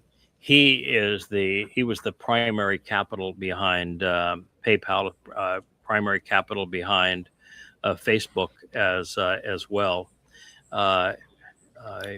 And so Elon Musk just fell into it. He was not the lead financier, and he certainly wasn't the inventor of PayPal. And then you go to Tesla, and everybody thinks that that Musk founded Tesla. No, it was Martin Eberhard and Mark Tamping. They founded it, and all Trump did, all Musk did, they're inseparable in my mind now, but all Musk did is lead the IPO, which means it wasn't his money, it was public money, but he set Tesla up for an IPO, and he finagled himself into the chairman's seat, and he made life so miserable for the founders of Tesla, they left. But he didn't have any skin in the game on that. And right now, Tesla's nothing right now. I mean, Mhm. Tesla's margins are falling. Their sales are plummeting around the world. They only have some sales in the United States because the United States has barred BYD and other Chinese imports, so they don't have to compete against them. But you have Ford and GM buying BYD cars to disassemble them, so they can see how far they're behind in manufacturing and technology. The CEO of Ford said, "We're 25 years behind where BYD is." Wow. Anyway, it's Tesla as a has-been, and he's all in on his Optimus robots because his original flagship car, the one that he didn't design, has been discontinued, and he can't give away the Cybertruck. And so then you go to SpaceX, and SpaceX is really the product of Tom Mueller is the engineer, and everything about SpaceX is a lie. It thrives because of defense contracts. It's SpaceX antennas that is in America's drones and missiles that are being used to kill Iranians and also to kill Russians. And it is SpaceX that is lying about having moon bases and colonizing Mars. Neither are going to happen. It's a complete and utter lie. And so Elon Musk is not the inventor. He is not the designer. He is a con man. He's a circus clown, is what he is. Wow.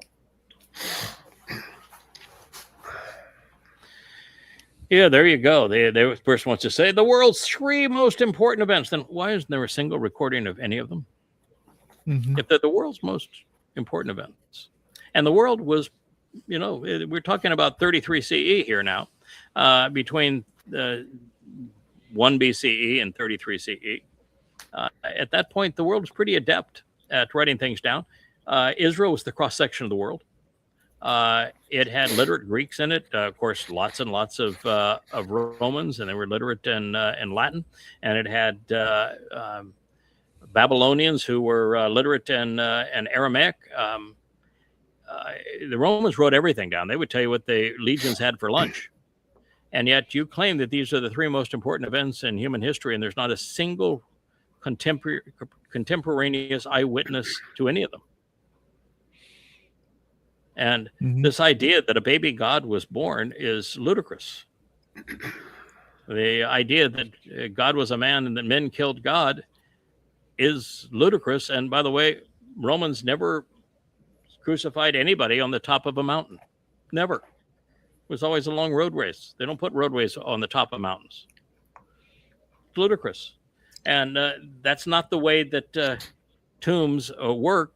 And there is no indication that a body was put into a tomb, much less that a tomb is empty. No evidence at all of these things. And oh, by the way, if you want him to have been prophesied, then he would have been the Passover lamb, which you want to claim, but you don't want to mention Passover. But the Passover lamb does not come back to life. In fact, the body of the Passover lamb has to be incinerated, which means there can be no bodily resurrection. And bodily resurrection is the stuff of the Egyptian religion, and it has never worked out for a single mummy. It didn't work out for your ungod either. And the first time that the name Jesus was ever mentioned was in the 17th century. And there is no prophecy of any kind about a coming Christ. None.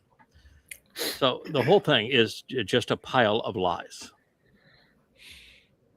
So not only not the 3 biggest things in history, but not even remotely. And by the way, Bethlehem isn't a mountaintop either. Bethlehem is where it's the house of bread. They grow barley and wheat, and Bethlehem, there are fields there. Mm-hmm.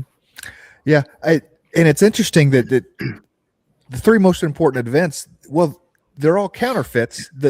And 2 out of 3 ain't bad, because I mean, Yashayahu speaks of Emmanuel. I don't know that he necessarily says Bethlehem, and then Dode very clearly in 22 and 88.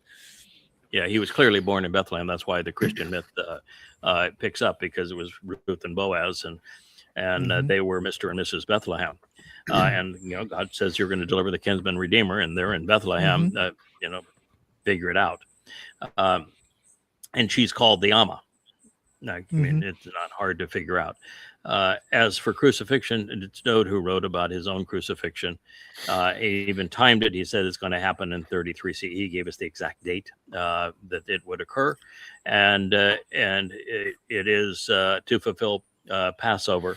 But his body is what was sacrificed, and his body was incinerated that night in accordance with the Torah. So it's nothing. No need but, for the Rolling Stones. 3 counterfeits. Yeah, nothing but counterfeits. Oh, here's this dude. Yeah, this is your guy with all of the military memorabilia. He is absolutely right. He wants to talk about the fact that he is a 24-year colonel, veteran, and a colonel in the U.S. military. I guess he's a major. I'm sorry, a major retired. It's a nobody.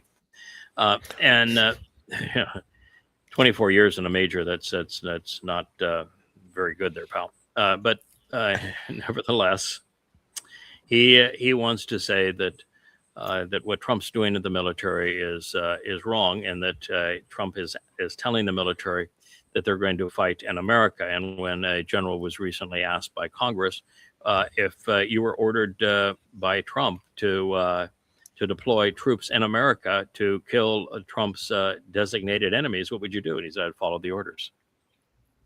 We know that because he spoke in front of 800 flag officers and said he was going to ask them to do that very thing, and only 8 of them resigned. 1%. Mhm. So the U.S. military is corrupt from top to bottom. They're co-conspirators in the destruction of America. They're committing war crimes worldwide. They're going to be deployed in America, just as it happened with the Third Reich.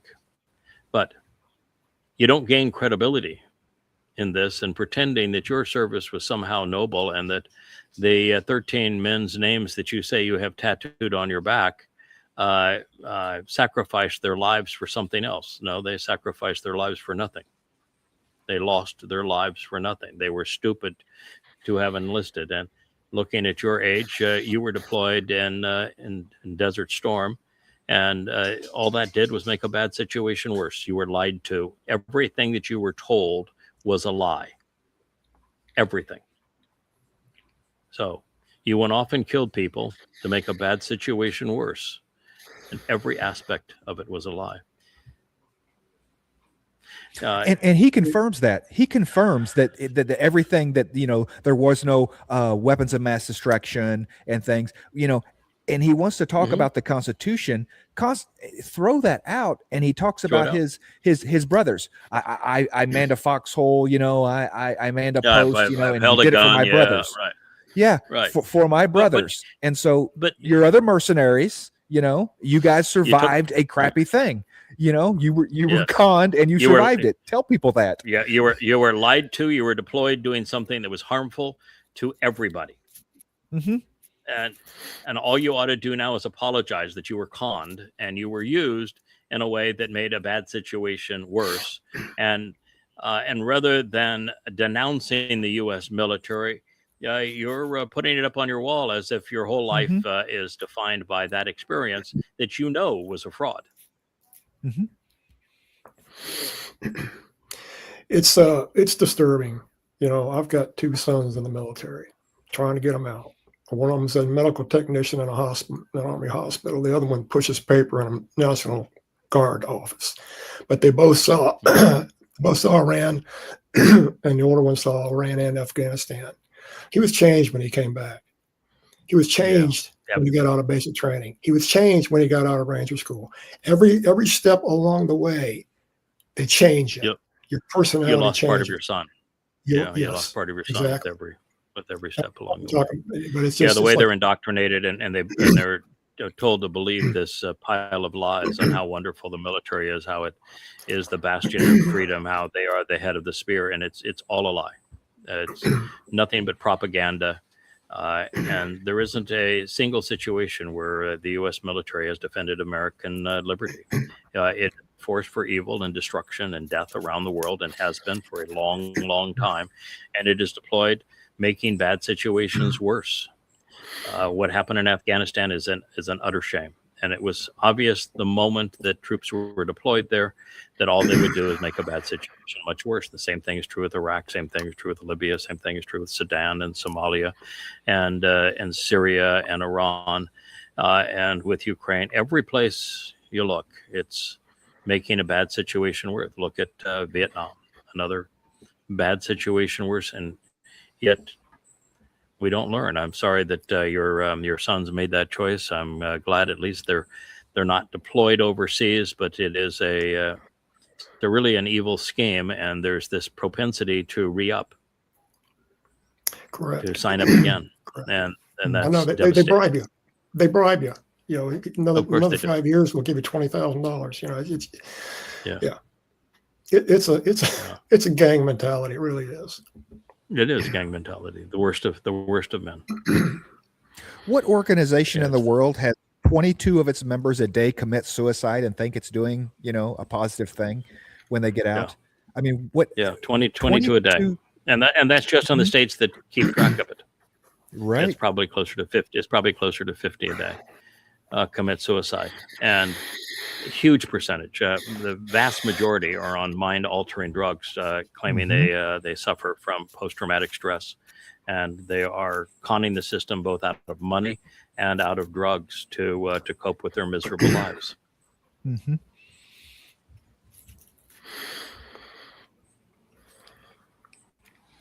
Well, that's quite the diaper bag. I mean, imagine the number of diapers and the size of the butt wipes that you have to have, or that Bigger that you butts, could bigger actually wipes. think that wiping a man's butt and providing his diapers was a good thing to do with your life.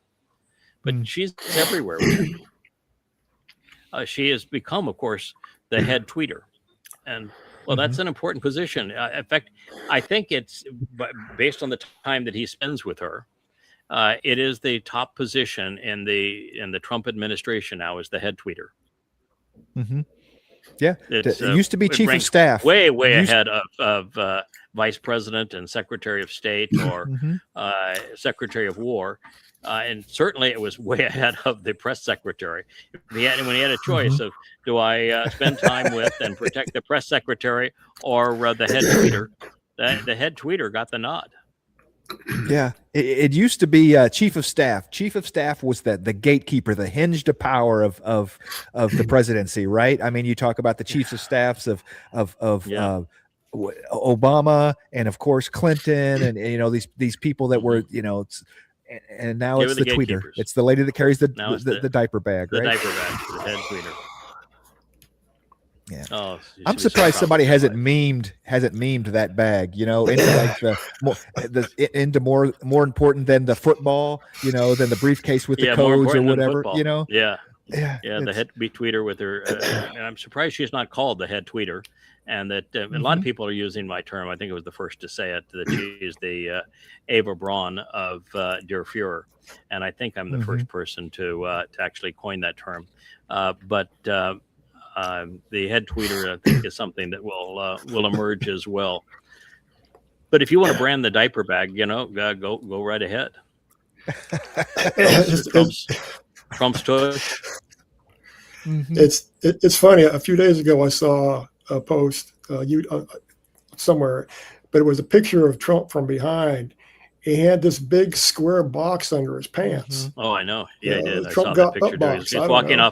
walking off a stage, and the back flap of his suit was sitting out almost perpendicular because the diapers are so full of shit that it just could have been you could double put bagged. you could have put a tray table on it. It could be double bagged, for all I know. But yeah, he's incontinent. I didn't even want to jump. And that's one of his better attributes, that he's incontinent. Yeah, right.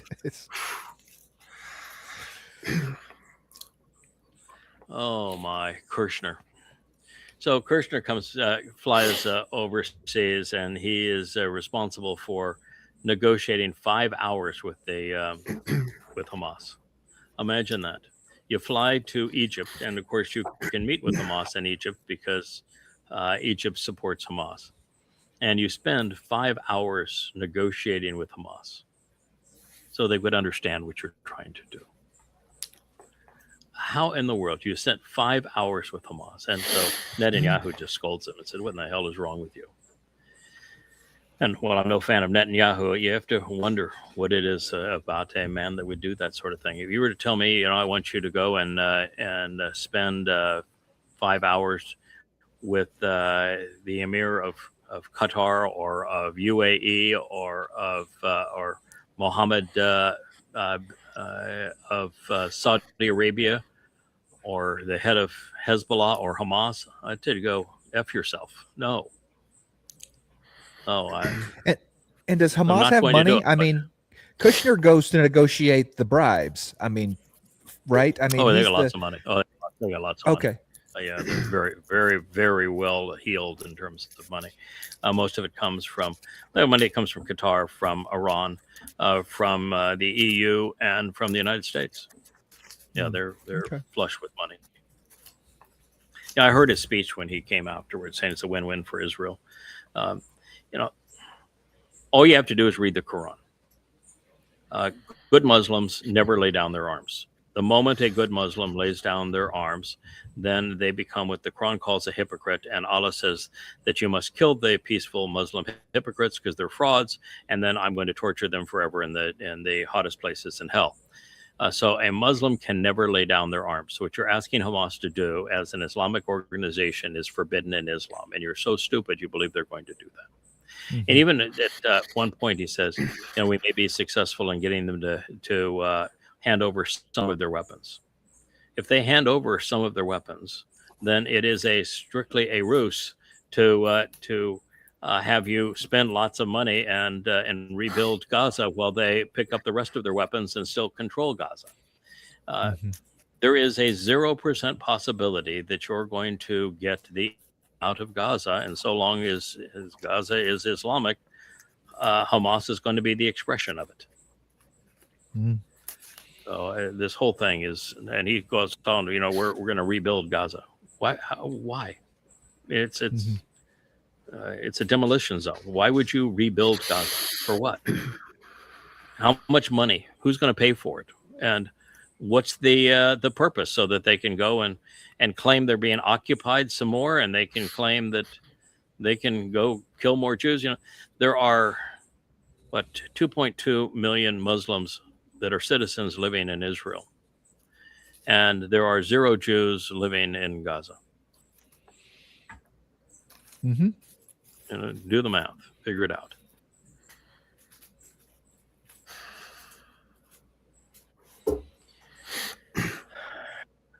This is It's a nice shot. vantage point is the city of David. This is the southern and lower edge of Zion, looking from the south to the north.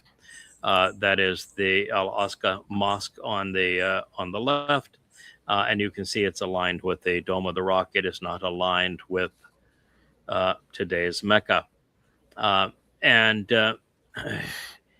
the Dome of the Rock is very close to where the first and second temple stood. You can see how it is backed up to the western side, so the back of it would be on the western side, and then you would have the altar, the portico, and all of these things to the eastern side, facing the Mount of Olives. Right of that picture is the Mount of Olives, due east of the Temple Mount. The size of that mount and the wall was created by Herod. It bears very little resemblance to what was originally there and designed by Dode and then built by Solomon. I can tell you for certain that when Israel gained control of Jerusalem in the 1967 war, that the first act should have been to destroy Al-Aqsa Mosque and the Dome of the Rock. While Jordan was in control of Jerusalem, there was barbed wire everywhere prior to between 1948 and 1967, where not a single Jew was allowed even into the old city, and total apartheid in that regard. And so to pay them back for that, and then for trying to annihilate all Jews in 1948 and 1967, the only intelligent move was to remove those 2 scars. And they had the wherewithal to do it, and they didn't do it. It was one of the great crimes ever perpetrated by Jews. It showed no courage and no character. And then on top of all that, they gave the Temple Mount back to the control of Jordan. An absolute disgrace that what they had done. And part of it, too, is that the leadership of Israel thought they were fighting Arabs as opposed to Muslims, and they've been lost in that regard from the beginning. Now, we are less than 4 years away from the arrival of the 2 witnesses. Before their arrival, Yahweh has promised that he will remove both of those 2 buildings. They will be gone. And all religious scars will be gone as well. And where the temple that was built by Solomon once stood, the tent of the restoring witness the tabernacle will be placed, and the Aaron Bareth will be retrieved, and it will be placed inside, and the 2 tablets of stone will be held up so that they can be read, because they are overwhelmingly anti-religious. And that's going to be an entirely different situation. There are going to be the supporters of the Nakar who will be actively engaged along the walls I think the vast majority of it is going to be facing west above what's called the Western Wall initially, and then Teruah will be fulfilled east of where the tent of the Restoring Witness will be established, which is to the right of where the Dome of the Rock presently stands. That's kind of the lay of the land and what's going to occur there. I've just finished now doing a complete assessment of Mamlaka, which is Malak with the hay at the end of it, to deduce the actual meaning of the word and why it is said that God's people ought to act and engage in support of the Malaka during 6 days every week, and that on the seventh day they can benefit from what he has done, but they are not to do his work. There are two people that bear that title, and on the Shabbat, it is their responsibility for fulfilling those obligations. This is not Christianity where you're told to pick up your cross and be tortured along with me.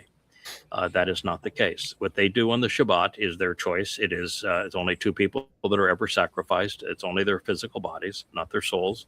And they do their work on the Shabbat. Everything is fulfilled on the Shabbat. And it says, don't engage and try to do their work on the Shabbat. But the other 6 days a week, you ought to be supporting them. You ought to be working in accompaniment of them and trying to be there and advance what it is that they're doing. So it says that God's overall plan is 6 days a week. His people support the Mamlaka, and that 1 day a week on the Shabbat, that's the day that they are responsible. That means that they do their best work on the Shabbat. And went and analyzed every letter that comprises that word and everything we know about the word. The M is waves on the sea. So he's a man from the sea, has the life-giving and cleansing properties of water. He makes waves and stirs things up. I know a fellow like that. The Lamed is that he is a leader. He is a shepherd. He guides God's flock. He nurtures them. He protects them. And he serves God's flock in that way. No one of those two. The Aleph is a bull and a ram. And so those are the two people who fulfill the role of the Malaka. It's a bull and a ram. They are the two individuals that are sacrificed during the Moedim, which is why, and they're sacrificed both on Shabbat. And then the last two letters, you have the Kaf, which is an open hand, which means they're offering you a gift. Accept the gift that they're offering. Here, take it. It's yours. And then the last letter is tells you that this messenger, it's a man. It's one standing up, observant, reaching up, actively engaged on behalf of God. That is the Malaka. And that's the person that God's saying to his people, 6 days a week, support, actively engage on behalf of that person, whether it's Dod or Yada. And 1 day a week, it's they have to do their thing. They've volunteered to do this. This is the thing they've agreed to do. It only happens on the Shabbat. Very important Shabbats is when it occurs. And recognize that, benefit from it. And even begins with Zakar. Recall the importance of the most memorable of men. So that it's coming together beautifully. And, it says that on the Shabbat, it is the responsibility of the female or male offspring of the men who are co-workers or of the Amma to to do the work of the Malacca. It's their job. Mhm. It's really a beautiful presentation. It's coming together so well. I'm so glad I'm rewriting Written in Stone. I'm And just how hoping it far stays we've under- come with the how far we've come with the ending, you know? I mean, because it Yes, wasn't we have. 5-6 years ago that it was, you know, Right. the Ruach Kodesh that was doing all Right. these things on, Right. you know? Right. I mean, and Right. But now it it's we understand the and it's you and know? it should have been so obvious. The thing that really just grabbed me is that the term Adama Para. Mhm. Both have Mhm. the ending at the end. Both have a person, a man, standing up, reaching up to God, and so you look at that and you say, well, the Adama is a man who is bloody red, and the Para is a bull who is a man, and then you Mhm. have the Etza, it's a man who is a tree, and you look at each of these and you realize there's a common theme in all of them. By putting the person, the ha ending, which is the man standing up and reaching up to God at the end of these words, God is saying that this title that I'm using to describe them is describing a man in this role. Mhm. And the same thing is true with Malacca. Yeah, how far we've come. It is not only a man doing these things, but it's the more complete understanding of what is being conveyed here. So, Mhm. for example, since 50% of the time a Malak is from heaven and is a spiritual being, and 50% of the time it's a man, many of those serving God. If you're going to have a more complete understanding of that, you're going to take the masculine noun and incorporate the feminine title to blend both together, and you'll have now a man who is spiritually empowered to convey the message of God. Mhm. So, yeah, it's how much we're able to learn. That's really the beauty of Paleo Hebrew. It just It shows is. word pictures with every letter. It does. It's such a marvelous tool, and there's the legacy, of course, in it, and even in modern Hebrew script, because the letters are still describe that original thing. A Beth is still a home. A pay is still a mouth. An ain is still an eye. Yod is still a hand. So the hay still means an observant man. So we have the cough is still the palm of a hand. So we have in the names of the letters, even in modern Hebrew, the legacy to the original drawings going all the way back in time.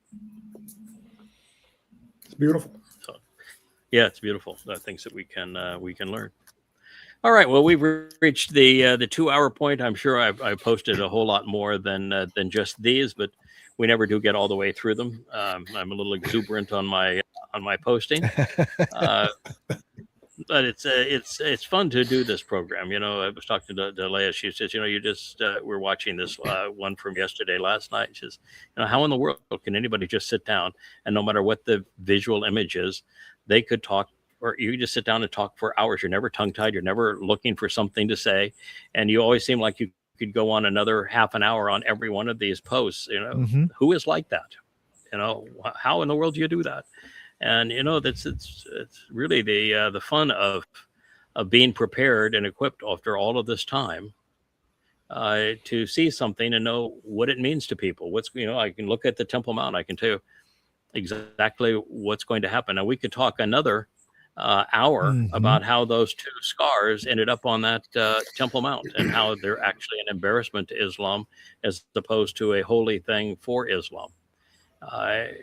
So yeah, it's you spend 25 years preparing, you should be able to say something intelligent about most anything you see, including dispelling the myths of Christianity, dispelling the myths of Islam, dispelling the myths of Marxism, dispelling the myths of the MAGA.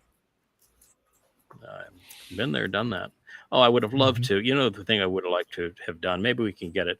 If you go down, there's a man, kind of almost whitish hair, very short hair, and he's singing the Russian national anthem, at the Oh. return of the girls the gymnasts. This is it. I would like you to play this, and the reason I want you to play this is that, I've had the good fortune of traveling around the world. I've been in over 150 countries. I was in Russia multiple times when it was under the control of communists, and what I learned is how evil collectivized government is, and communism is, socialism, Marxism, and how they turn men into gods, and how depressing it is on the society. No freedoms, no prosperity, and no access to information, no free will. And yet the people, and I went all the way to Siberia. The Orient Express took it all the way across the continent, even went into Ulaanbaatar and into outer Mongolia, and was in Leningrad back in the time it was still Leningrad. And I traveled with Russians the entire time. And people were wonderful. They were so much nicer, the people, than the people I had met in Europe or in Asia. Really genuinely nice people under a horrible system. That system is since gone from Russia, but we find it in the United States. The Democratic Party has become entirely Marxist, and they run most local governments, and they have destroyed capitalism in the United States. And so that Marxism that was so terrible in Russia now exists here, but it doesn't exist in Russia. And yet Russia is constantly presented as the most the ultimate boogeyman of the world, when it's Europe that starts these wars and the United States that is the ultimate warmonger. And so there was a European Games where the Russians were finally allowed to compete again, and when they competed, they won virtually everything, and they tried to keep the world's best gymnast out, wouldn't even allow her to MC. There was anomalies with her housing, which of course was arranged by the Russians. And like everybody else, they just wouldn't let her in. And finally they did. And she ended up arriving hours before the competition and still won everything. But they wouldn't allow them to play their national anthem. They wouldn't allow them to be honored by their flag, because the Europeans are just obnoxious. They're hateful slime. It's petty. It's petty shit. Petty. And so they get back, and this man breaks out with the Russian national anthem. And I think the Russian national anthem happens to be the most beautiful national anthem in the world. I know it quite well, and I'm not a fan of nationhood, but I love music, and I think this is the most beautiful. It's a beautiful piece of music, and it brought tears to my eyes to think of these girls going off and being so mistreated, and yet being so gifted and at their sport, and then not being able to have the distinction of being honored. Well, those who were won other awards would walk up there with their flags and drape themselves around their flags and have political protests, and the Russians couldn't do anything. They were just petty versus petty harassment. And they walk back. They get off the airplane, and this is what they hear. I think it's beautiful. So let's play a little bit of this. It's marvelous. Россия священная наша держава, Россия любимая наша страна, могучая воля, великая слава, твое достояние на все времена. Славься, Отечество наше свободное, братских народов союз вековой, предками данная мудрость народная. Славься, страна, мы гордимся тобой. От южных морей до полярного края раскинулись наши леса. Okay, that's beautiful. To remind people, I've been all across this country.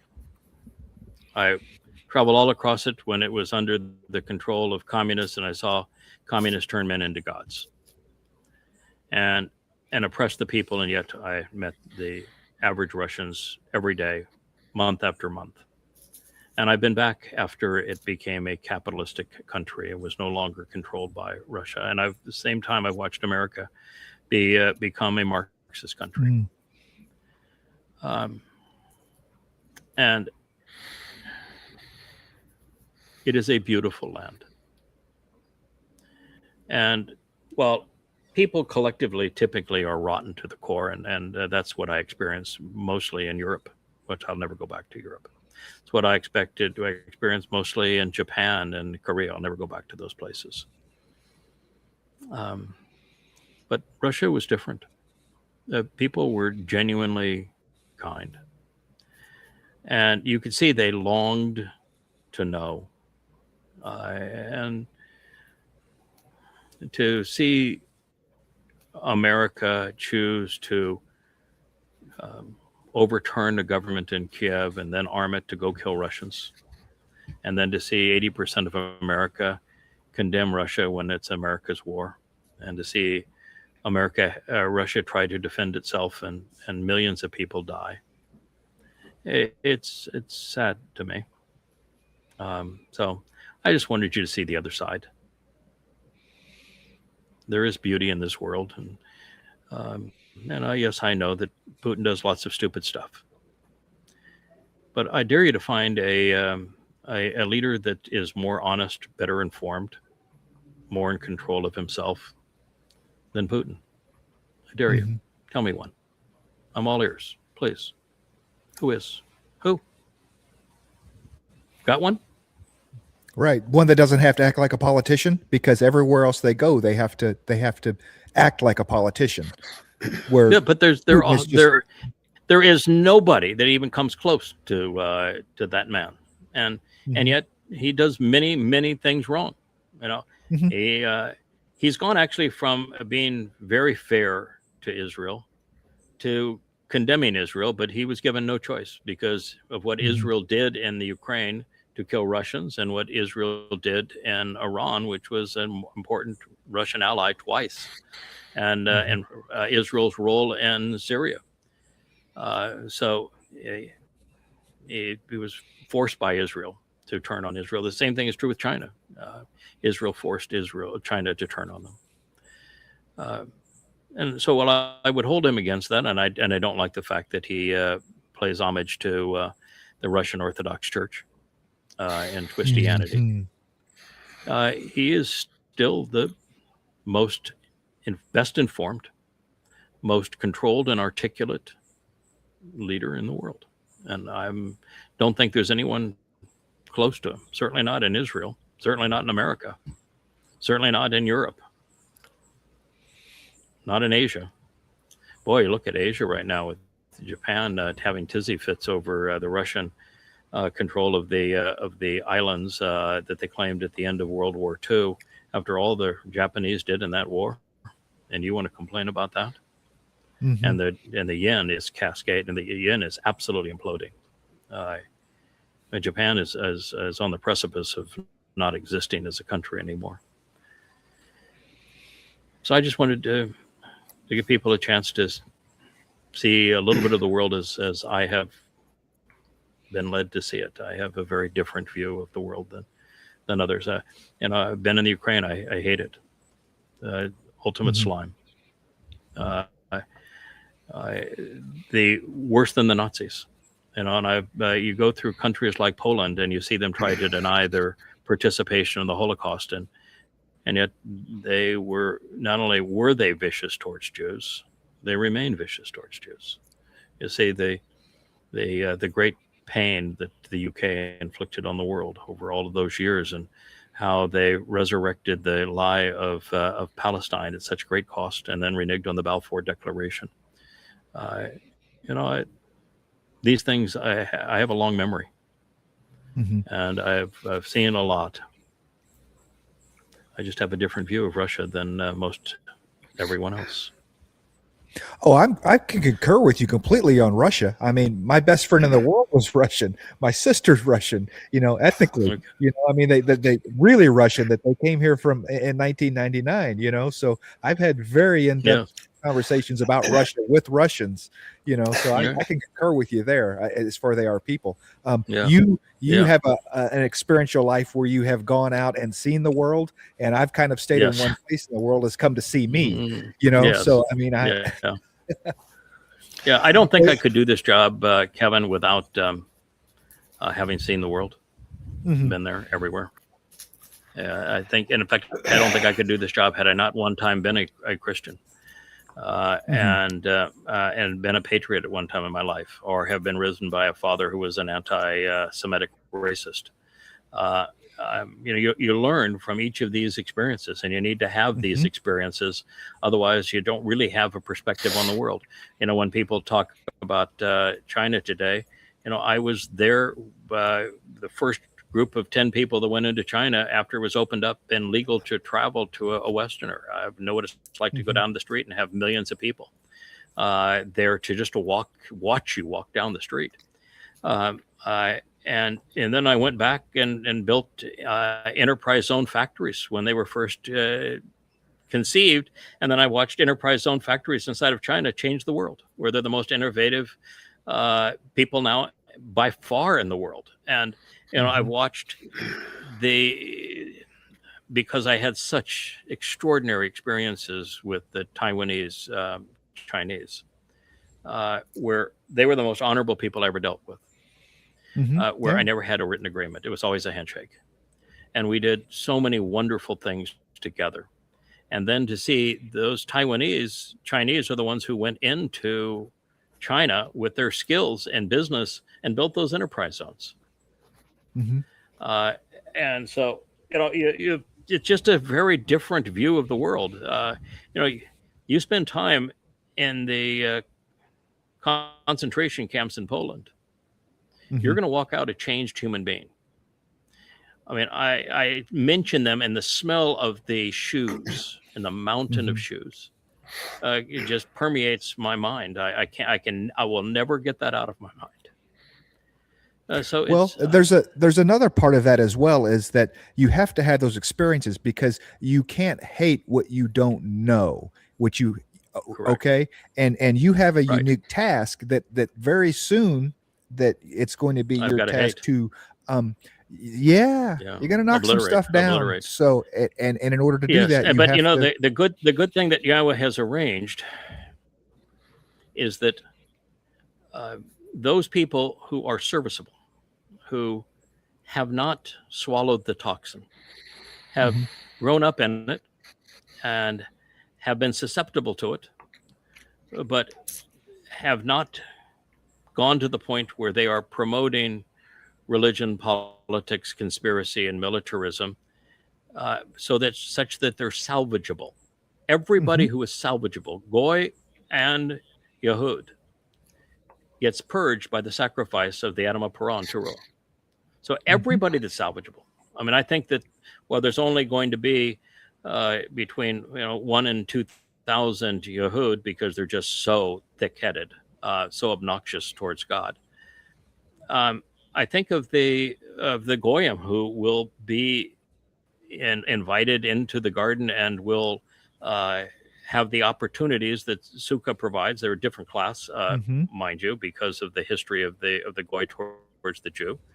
But I think that's going to be in the hundreds of thousands. So, the fact that you have extraordinarily positive experiences in places and yet such horrible experience with controlling governments and with religion, I think that's very helpful.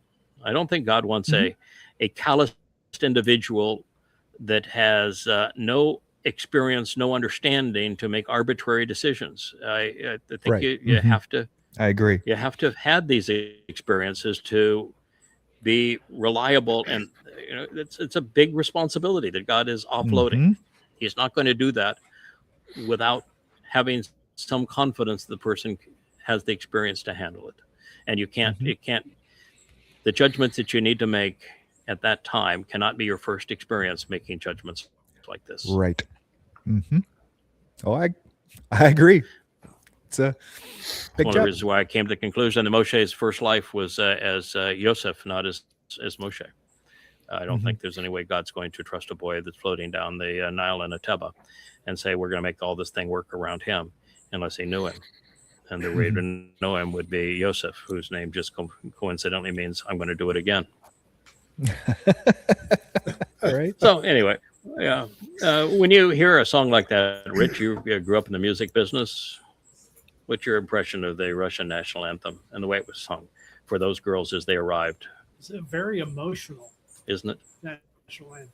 Yeah, it's a very moving music. I love music when it is emotional, when it just grabs you, Yes. and it says that I've seen that song played on YouTube where it's drone footage of Russia and all the villages through Siberia and the beauty. I mean, St. Petersburg is one of the most beautiful cities in the world, and Moscow now has become one of the most beautiful cities in the world too.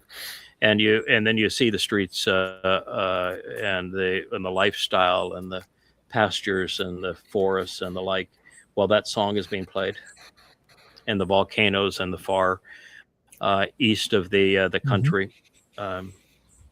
It's a very moving piece of music. Yes, it is. Yeah. So anyway, I know that I'll have my critics that hate Ruskies, and if you want to go back to the communist period, you'd have a reason to do so. But if you're going to do that, then at least be fair, and to know that if it wasn't for the Russians, the Germans would have won in World War II. Absolutely. That was a lovely song, beautifully performed. It was very moving, Isn't it? like you said. Yeah, and particularly for the circumstance. I mean, those people gathered to honor young kids that went off to perform, and the first time they were able to do so, they prevailed under very harsh, petty circumstances, and they received them back like that. I just think and it was non-political. It was, Putin wasn't there trying to say, I want to capitalize on this. It was a gathering in a fairly small auditorium, fairly intimate. And this young man walks out, and he, without any musical backup, he belts out that song. Pretty amazing. And that's the Russia I know. All right. Well, thank you so much. I'm glad we were able to end on that note. We'll look forward to being with you later today and again tomorrow. Thank you, Roger, for participating. And always, Kevin, you're wonderful. Appreciate it. Hey there, thanks for tuning in. That was Fetch. Gotta run now. Catch y'all on our next podcast.